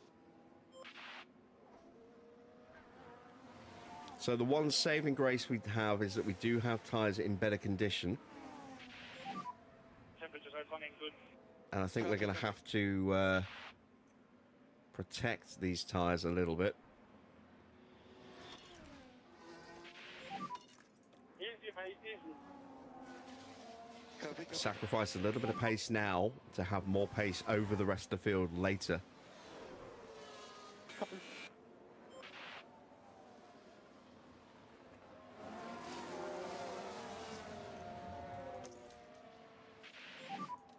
Copy that.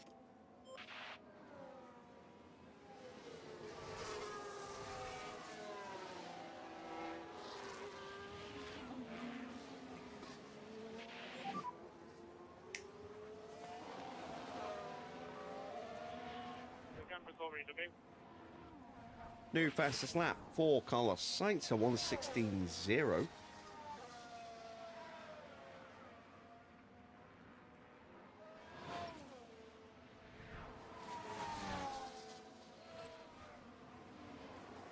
That's a fault for Joe. He's 28.5 seconds back on older hard tyres with a fault now. He is finishing last.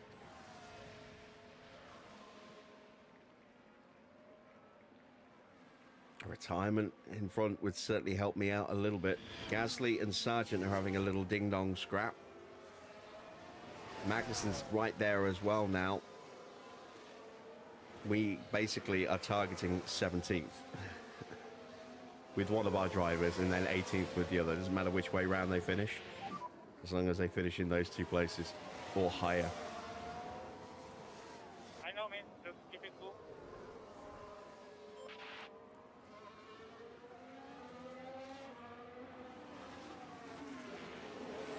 So we need these guys to scrap with each other while we close in.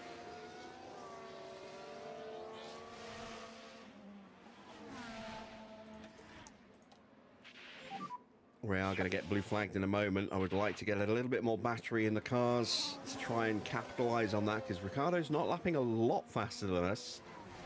Only just a tiny little bit.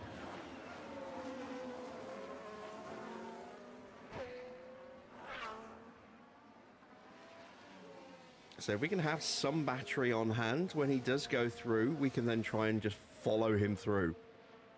The Sargent drops down into 19th. Magnussen's found his way through. Briefly. And side by side as Stroll hits the pits. Yeah, Stroll's best part of a lap ahead of us. That's not really going to help us at all.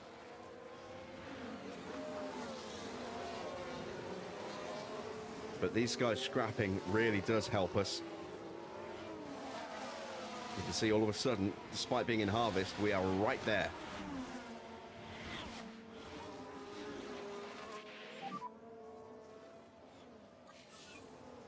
And we might even have a chance to get past Logan Sargent here. Let's go, come on. Eyes forward, come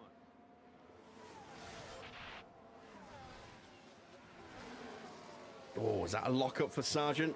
It sounded like it. Oh, no! It was Magnussen locking up. That does us a huge favour. That gives Porsche some DRS. It hurts Magnussen's tyres massively. But this is what happened. And it was Mick Schumacher involved. There was a big puff of smoke. Can they squeeze by? I saw a little twitch from Sargent on entry to the corner, which is why I thought maybe he'd locked up, but he was reacting to Magnussen locking up in front of him. That's what we saw, and what I misinterpreted initially. So we have been blue flagged. Both of us. There we go, we're through. And now we're going to push. No looking in the mirrors, full focus ahead, come on. Still not through here. Waiting for that blue flag. And then we're going to go, oh, into the wall for Logan Sargent. It's a VSC. It's a VSC. Keep following Delta. Copy. Copy.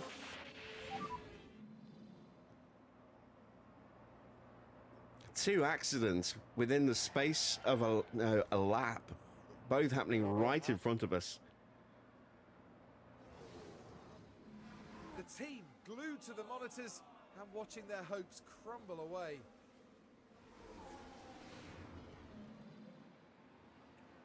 Oh, everyone loves to see the crashes happening right in front of them. Copy.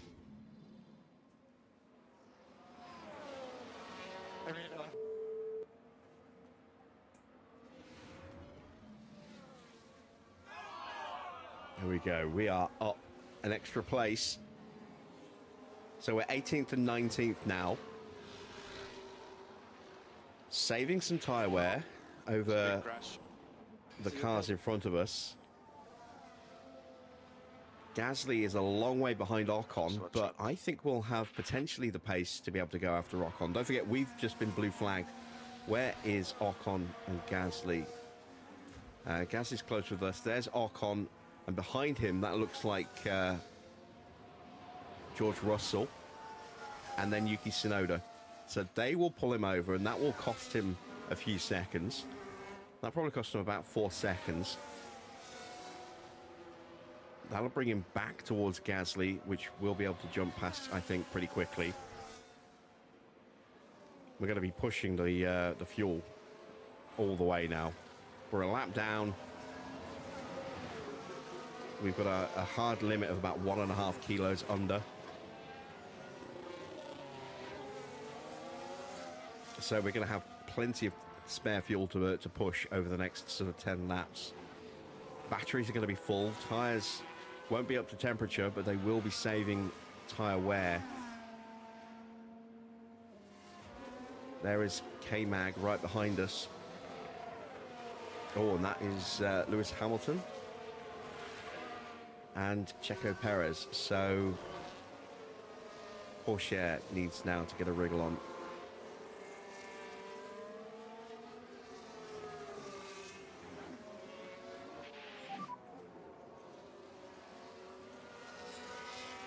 Copy. Copy. So get these tires back up to 10. The main thing is the warm-up on this tire, okay? Let's start to bring the tyres back up to temp.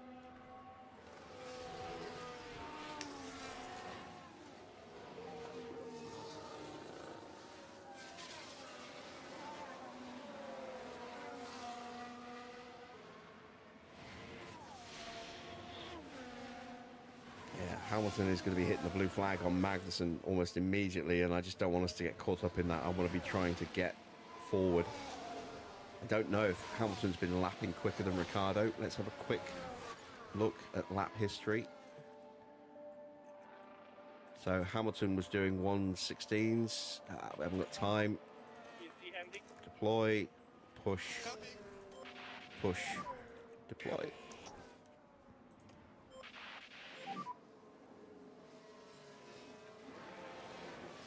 Copy. And DRS enabled. There is Hamilton blue flagging Magnussen. He's no longer a threat to us with his tyres now at 60%.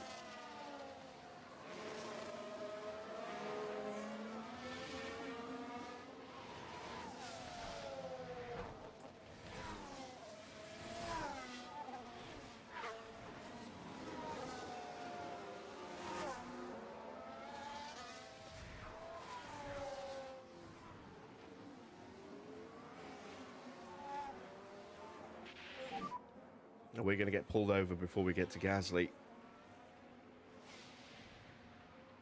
I just don't know. Nothing we can do, so forget about it. Yes, we are.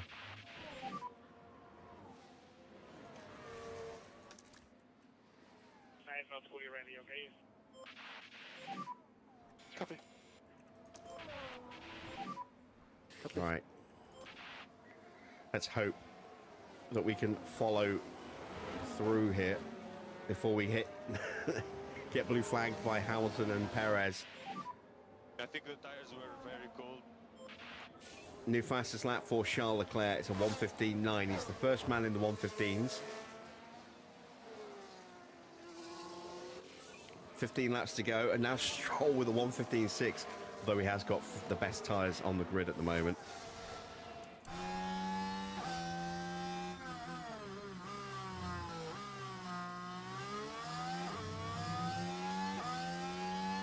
Come on, give me that DRS. Give me that DRS. Are we close enough? I really hope we are. Hamilton is right behind us. Slowly picks up a fault. We are just about staying ahead of Hamilton at the moment. We're almost out of battery.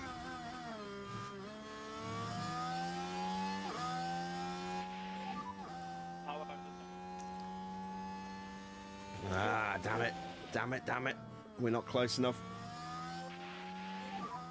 Copy. Copy. Copy. I'm gonna have to burn everything I've got.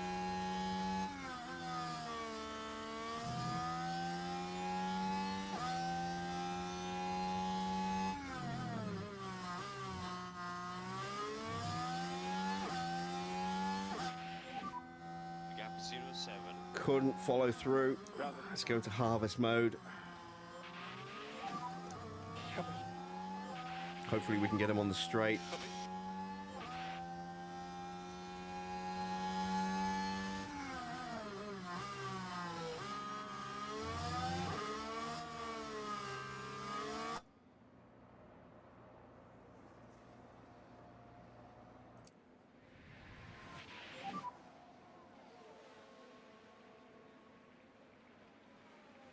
lap 03. Come on, one of you. One of you. Driving. Come on. There we go. Schumacher's through.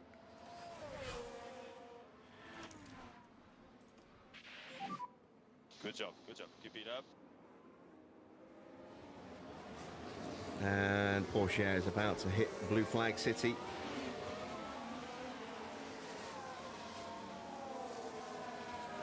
We've got a yellow flag. Who's that for?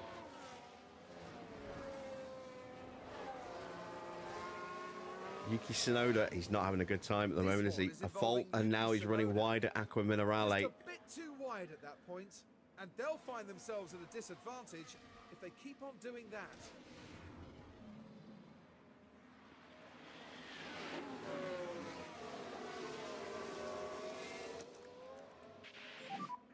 Copy.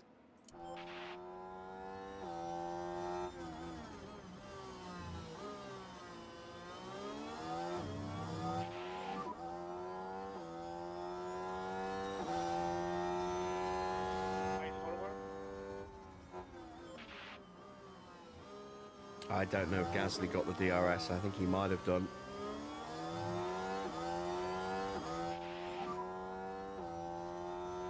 No, he didn't. He didn't. Okay, copy. Copy. Going up the inside, up the inside. Yes! There we go.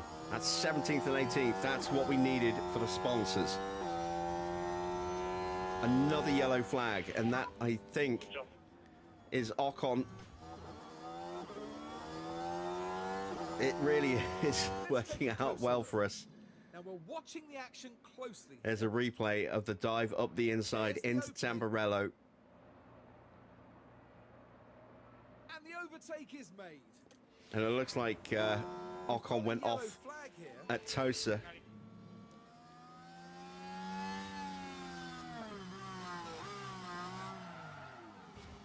Oh, he did, and he's damaged the car. He gets blue flagged. Oh, he's a sitting duck. So that's 16th and 17th.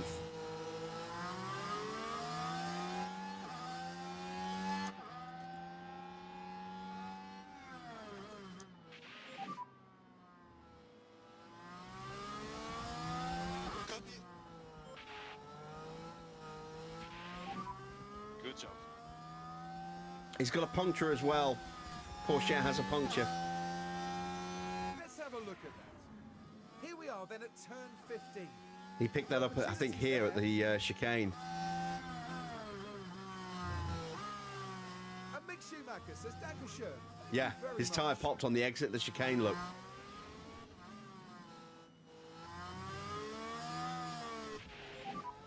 Good job. So that's Ocon's race absolutely ruined. Magnussen's into the pits. His tyres are done after that big lockup. We are going to the end. Gasly might have to stop again. Valtteri might have to stop again, which means even Magnussen, even Hulkenberg may need to stop again. And the tyre doesn't want to come off. Don't worry about that now. Soft tyres. He's going to be rapid. Ocon's gone onto a set of softs. I don't know why they're carrying that car There's on. been a hold up. I look at the state of it. He's not going to do anything with it.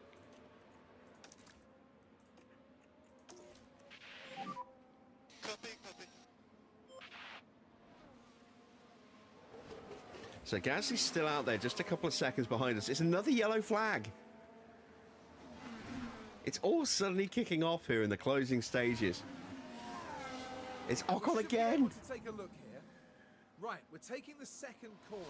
He's literally out the pits and immediately in trouble. And the car just Straight lost. on into the gravel. They ended up their own passenger.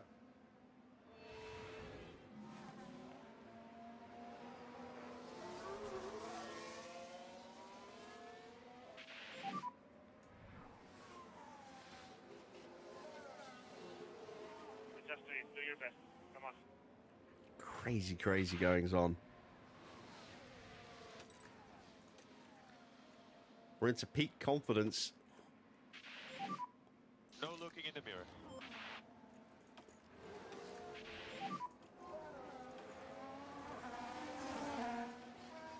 and into very high confidence with Teo. And let's just see if we can kind of hang with those two and get a little bit of a slipstream up to the back of Hulkenberg, maybe.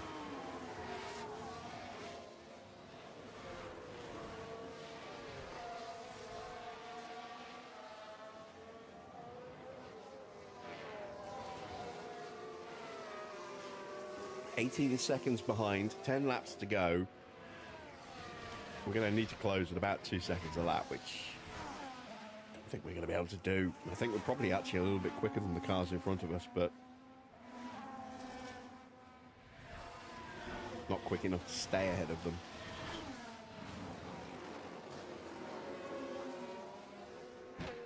We just get blue flagged again.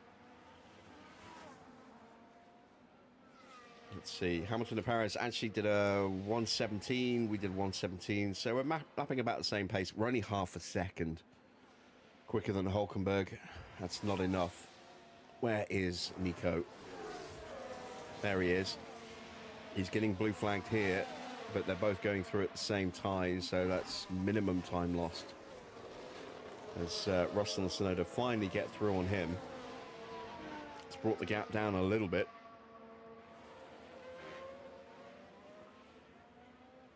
But now there's a real chance that he might be able to stay with them and get a slipstream of his own.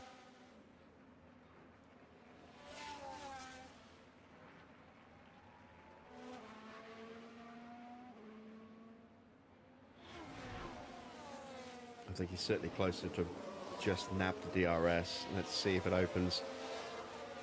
15.5 seconds the gap. Tyres are better for us. Tyre wear rate probably a little bit better for us as well. He did a 119.8, but that was being blue flagged. He didn't get the DRS. We're about to cross the line. 117.3, 117.1. Porsche's got the DRS.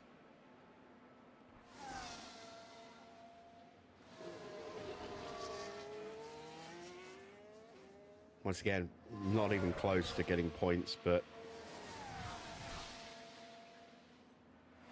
achieving our sponsor targets, which is pretty much all we can really hope to achieve at this point in the season. As long as we can keep that sponsor money rolling in, that can help fund improvements in the car. Give us a fighting chance of stealing a point at some point in the season.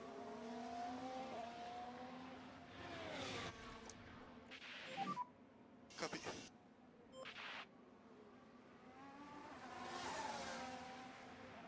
Now this makes things interesting. Valtteri has been blue flagged, and it means that we may see these two start to do battle. And Valtteri is definitely going to be slower, given his tyres.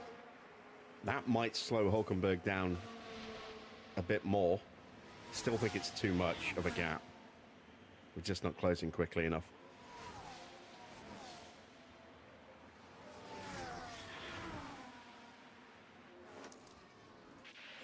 All right, they're both at about the same battery level now, so we'll just leave them to it.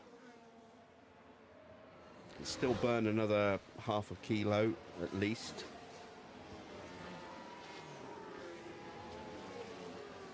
So it's about 1.7, I think, for a lap around here.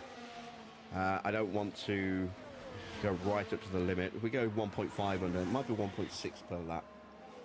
Yeah, I think it might be actually 1.6. If we go to minus 1.5 as the hard limit, then we'll have enough fuel to make sure we definitely finish.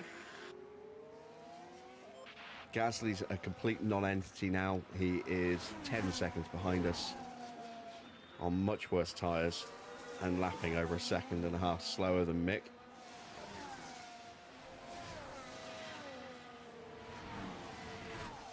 He has been lapped by Alonso as well, I think.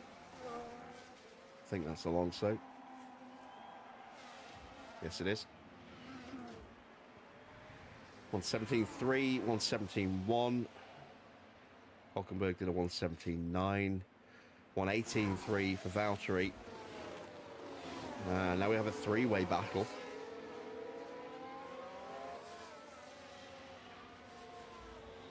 This will slow the pace down in front of us a little bit more. Don't think it'll be enough though. New fastest lap for Norris, a 1:15.1. That is a very good lap. He is hunting down Charles Leclerc, going for that win.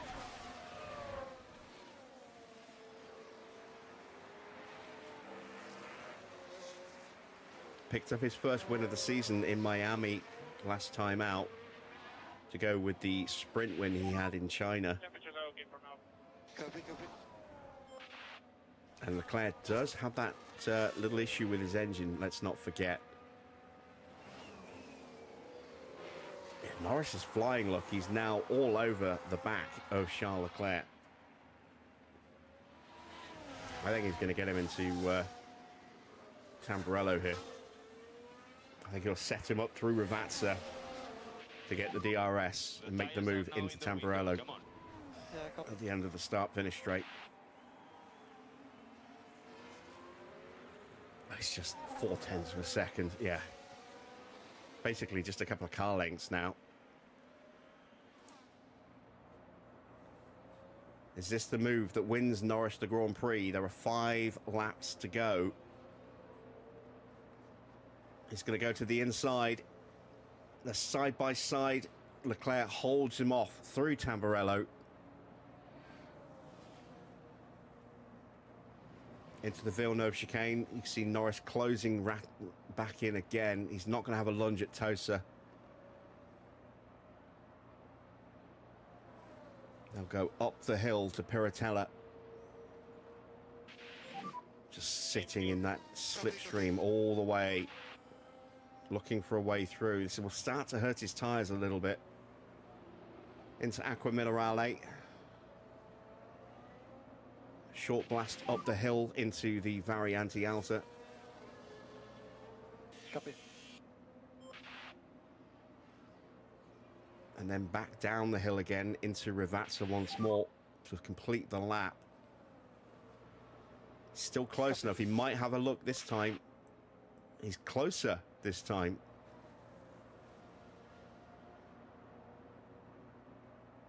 Has he got any battery left though? That's the thing. Lining up the move. Feints to the outside, cuts back to the inside. And once again, Leclerc is trying to fight him off, but Norris was further alongside this time. They are side by side as they approach the Villeneuve chicane.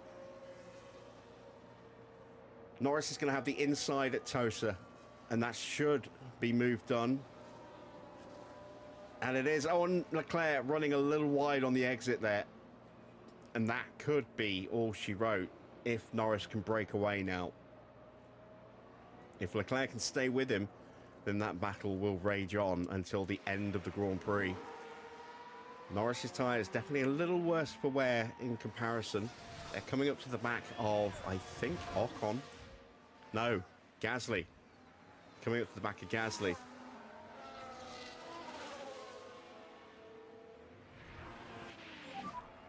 Let's ease down on the fuel burn now.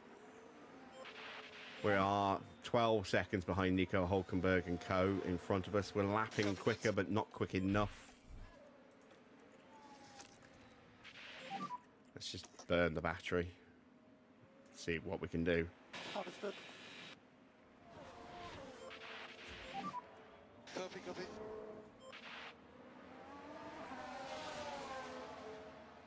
Gasly gets out of the way, does not affect the race, and look how close they are again.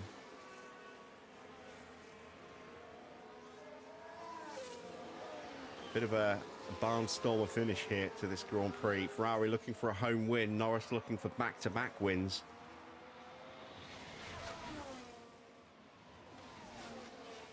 We have another fight here as well. Hamilton is just ahead of Checo Perez, fighting over 9th place. And we still have this fight here. Bottas's tyres are potentially going to go into puncture territory before this race ends. That would be cruel if his tyres did pop on the last lap, but it's entirely possible. 4 laps to go. Copy. Is Leclerc close enough to have a look?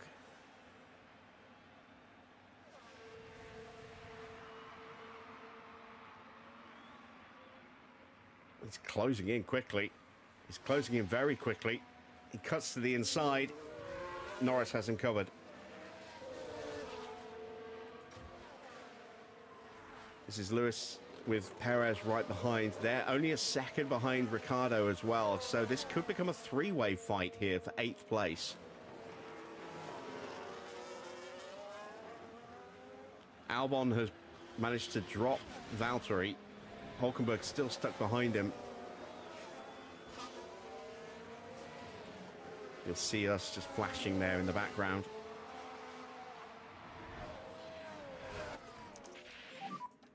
Copy. Copy, copy.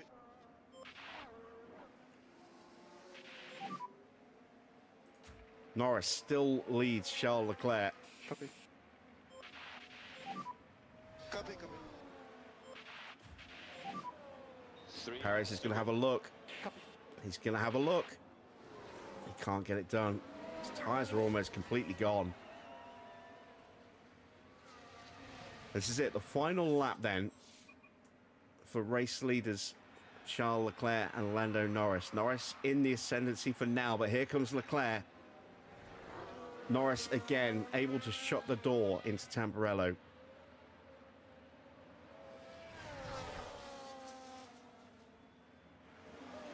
Hamilton has now caught the back of Ricciardo. They've got one more lap to go when they cross the line. He might get the DRS here. This could go it could go either way. Everyone's tyres are screaming. Valtteri's tyres are close to popping. If Leclerc's going to do this, he's going to have to do this into Ravazza. He's not going to get him into the Acqua Minerale. It's too far back. It's going to take an almighty lunge to get this move done. And he's just not close enough. Norris is going to win. Perez develops an issue. Hamilton isn't quite close enough to Ricciardo. Copy.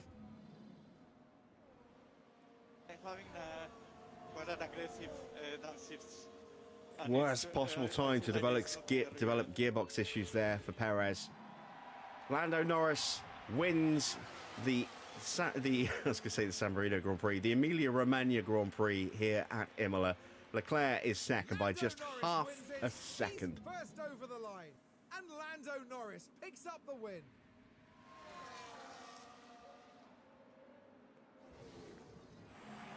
What an amazing finish to a thrilling race. It's a real testament to their skill and the team's engineering. Wow, that race really came alive in the final round of stops, didn't it? Yellow flags, a VSC, retirement for Sargent, big problems for Ocon, Magnussen. We got our moves done. A big fight for the final, for the top step. Hamilton is not close enough to have a look at Ricciardo. Perez is not really close enough to have a look at Hamilton.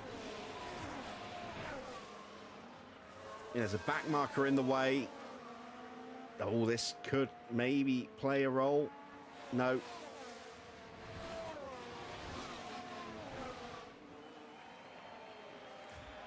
Hulkenberg is still behind Valtteri. Albon managed to break clear comfortably in the end. Valtteri's tyres did not explode. He will bring it home in P14. Hulkenberg's 15th. We're going to come home in 16th and 17th. It's not ideal. I was hoping for a little better than that, but we achieved our sponsor targets.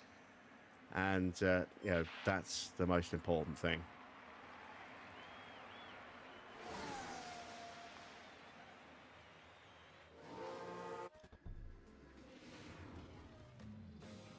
Now, after the excitement of that race, we can now see Esteban Ocon. A dismal end. P20 with very little promise, it's got to be said.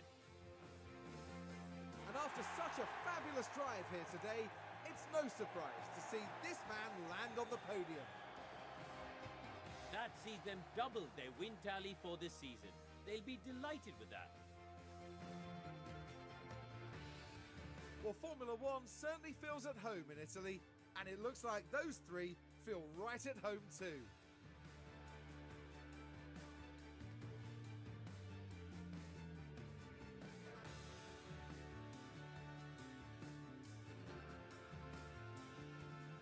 Well, Karun, how do you think they'll be feeling in the team garage at the end of that?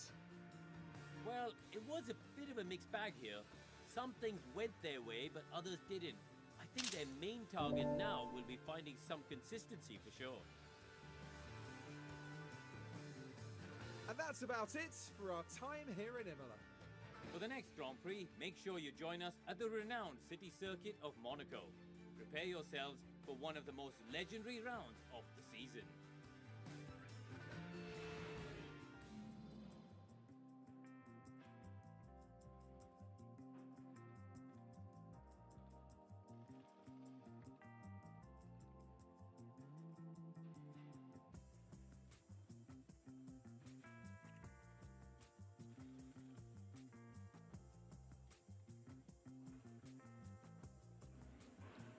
So then, confirmation of the final result. Lando Norris gets his second win of the season. Back-to-back wins now for Norris, and he got the fastest lap as well. So a really good day for Lando and McLaren. 26 points for him. Leclerc getting second, Sainz getting third. A bit of a bittersweet day for Ferrari. They had the chance to win this Grand Prix, their home race, but they just got pipped at the end. But they still got a double podium. So big points in the constructors. 33 points for them there.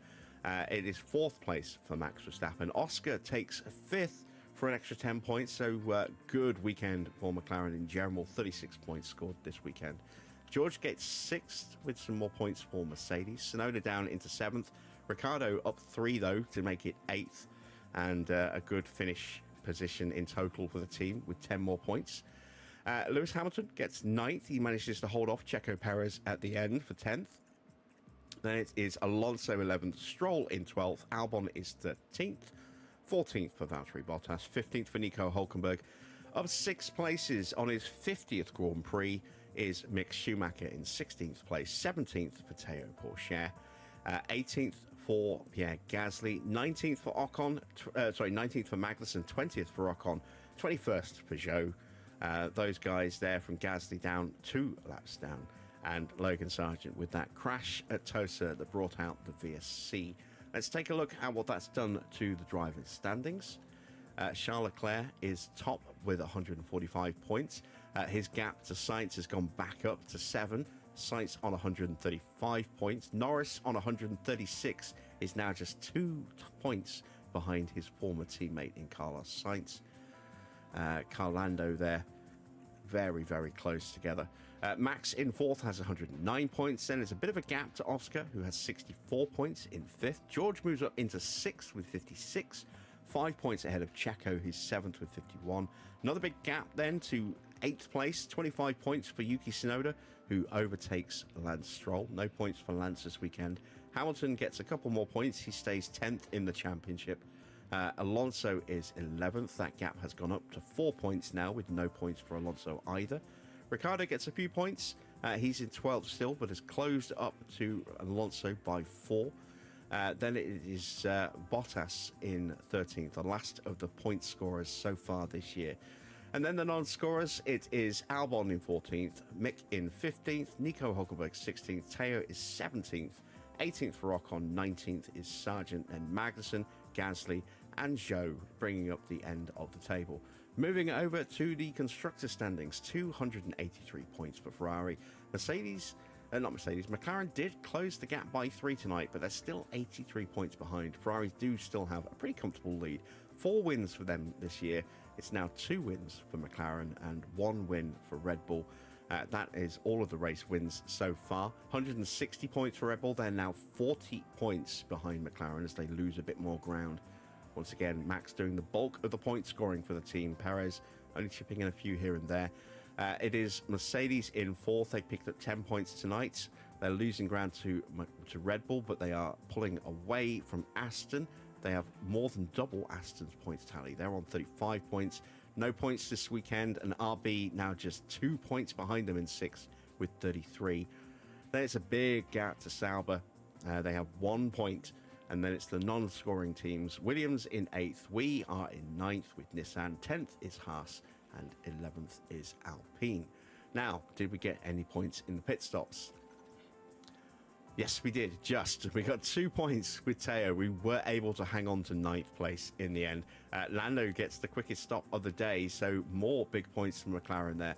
Red Bull gets 2nd, RB 3rd and 6th, so pretty good points weekend for RB in general here.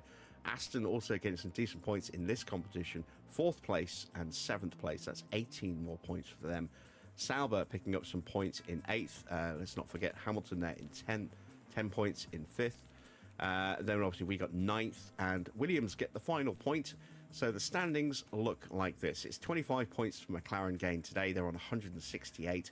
They are now 74 points clear of Ferrari, who did not score any points today. They are just 5 points ahead of Red Bull, who closed the gap up by 18. They're on 89 in 3rd. Alpine in 4th have 68. Close behind is Mercedes on 64 and Aston on 61. They move up 1 place. And RB are up 2 places. They're now on 53 points. Williams down 2 on to 44 points in 8th. Sauber down into 9th. They have 38 points. But we've picked up 2. We're now 20 behind Sauber in 10th and 8 points clear of Haas, who sit bottom of the standings with 10 points. There you see a summary of our stops, both in the 2.7 window, the high 2.7s for Mick, just 5 thousandths of a second between those 2 stops. Not ideal. And then 2.5 second stops for Porsche. Would have been nice if we could have had a 2.5 and a 2.7 on each driver and maybe have a chance of getting some points with Mick as well. But we got some points. We got 2 points. We can't complain too much, I suppose. More importantly, both drivers got their sponsor targets completed. So that's 904,000 added to the bank. Let's head home and start prepping for Monaco.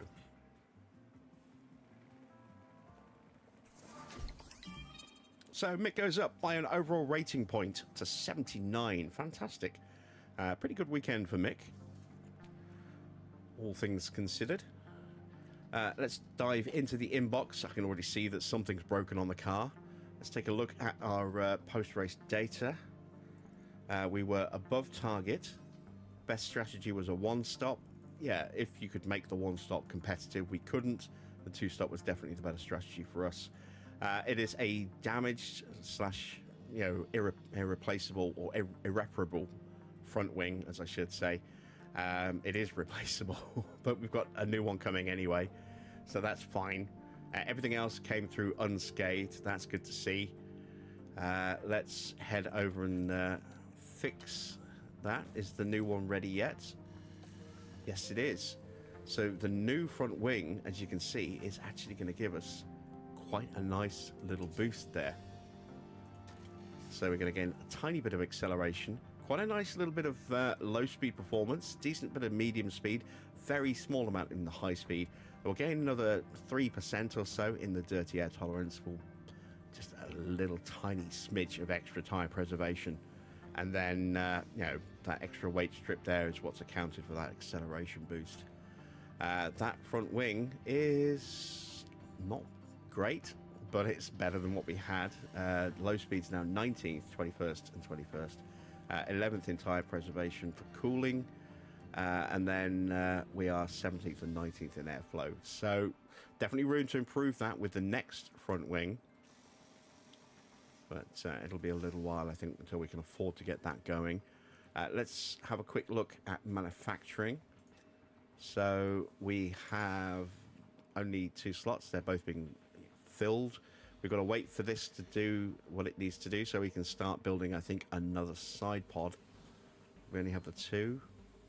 Yeah, we do only have the 2. So we need to start building more side pods so you can start banking a couple of spares.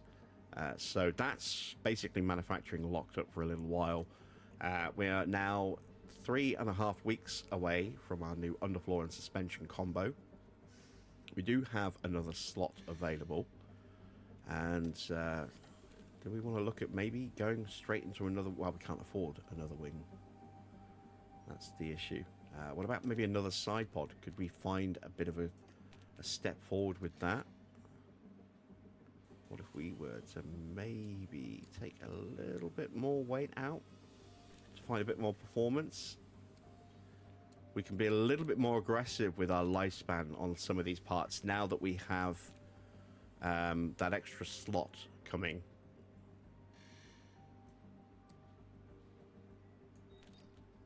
I do kind of want to maybe try and improve our airflow a little bit.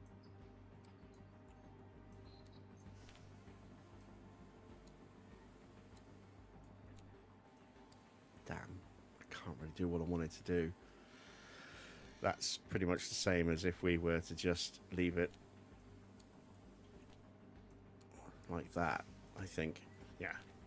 So, what's that actually worth like that? Not much.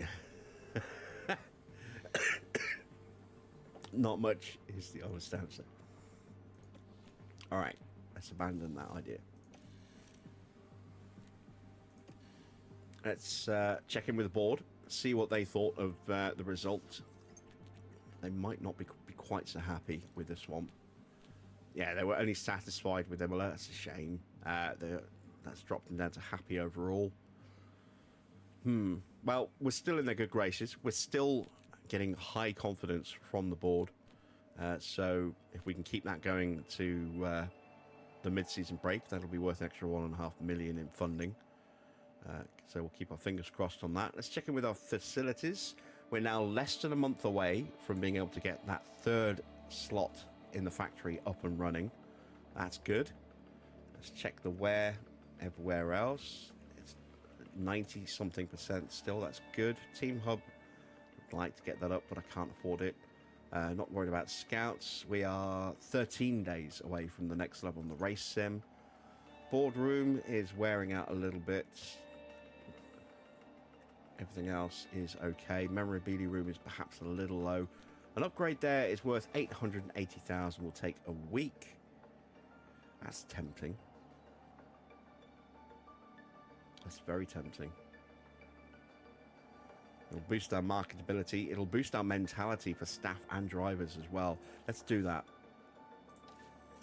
Let's drop an upgrade on that. That leaves us 691,000 and change. That's enough to get one side pod into production in 2 days' time. There we go. Rear wings are done, so we can continue. Let's go back to the car. And now we can start to build that extra side pod. 450k. There we go.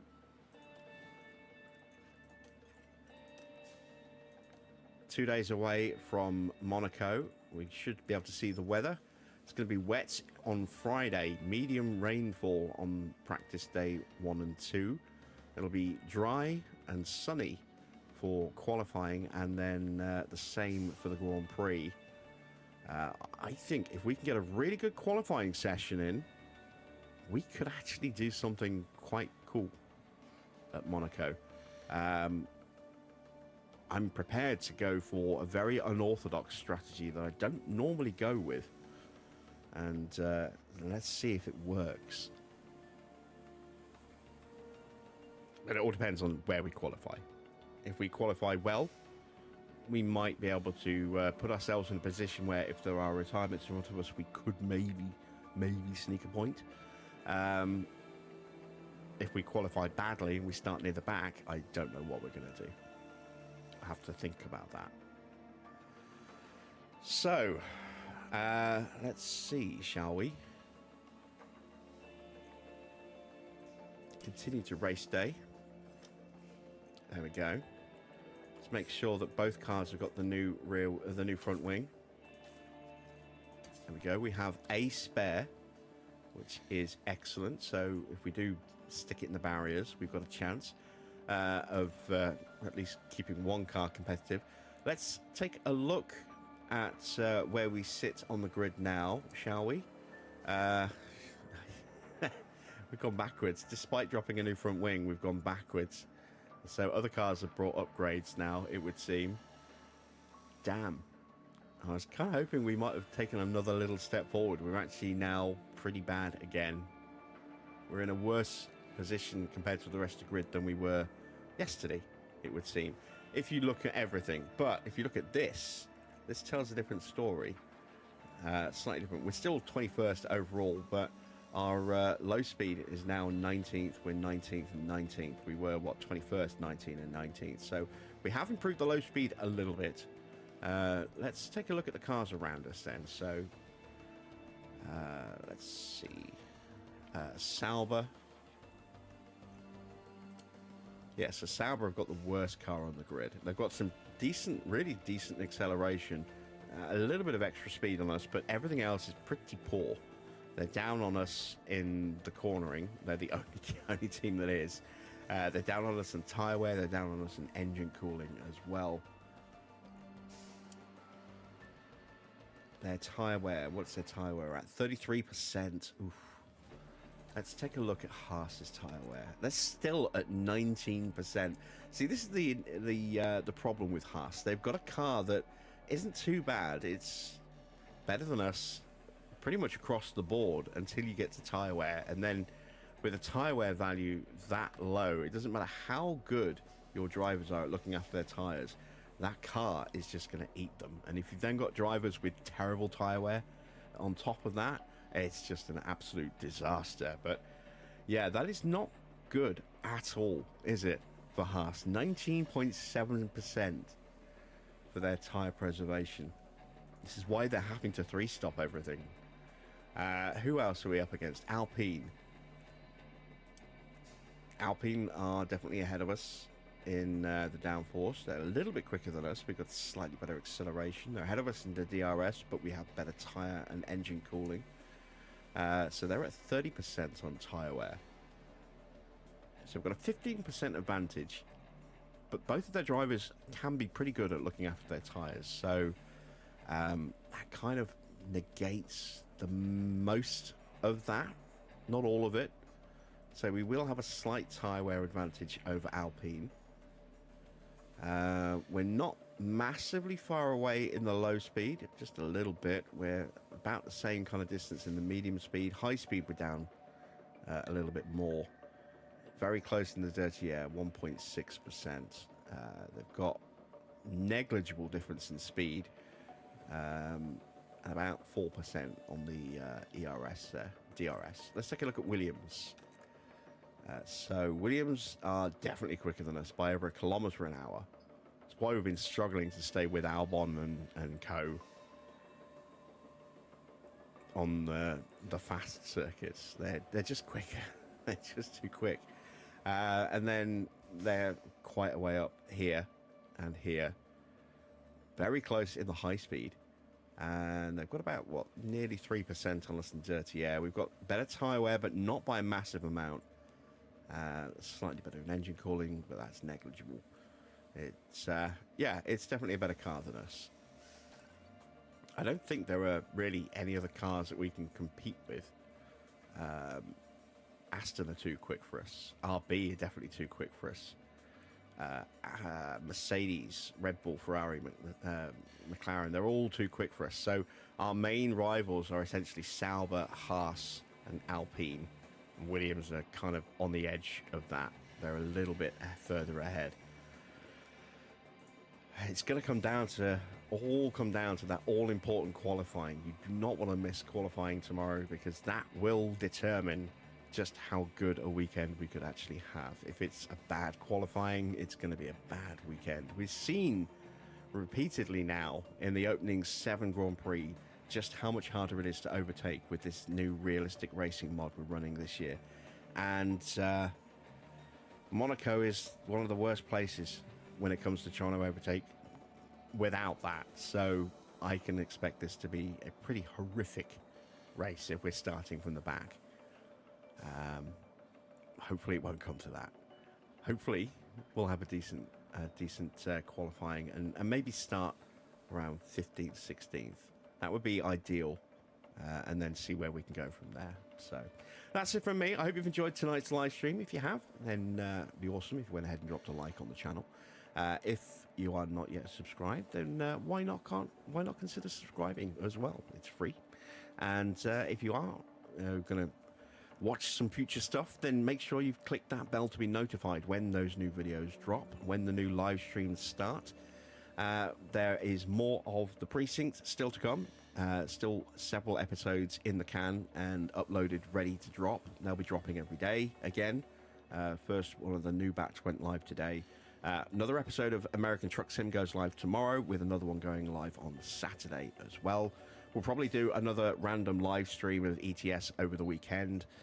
So it'd be awesome if you dropped in for that one. I don't know what time that's going to be yet. It'll be kind of unannounced. So just, again, clicking that bell for those notifications will let you know when that goes live. And I am going to probably sit down and do a little bit of recording on Tile City and Railway Island tonight as well. So we can expect to see those coming to the channel very soon. Construction Sim is coming to the channel next week. The Construction Simulator 3 console edition on the PlayStation is going on the channel next week. So keep your eyes peeled for that one as well. It's more of the same. If you enjoyed Construction Simulator 2 console edition, it's very, very, very similar to that. Just with new jobs and maybe a little bit of new equipment as well. But same basic look, same basic feel, same basic premise. So if you enjoyed that series, and I know a lot of you did, there'll be something new that will follow on from that, going live on the channel next week.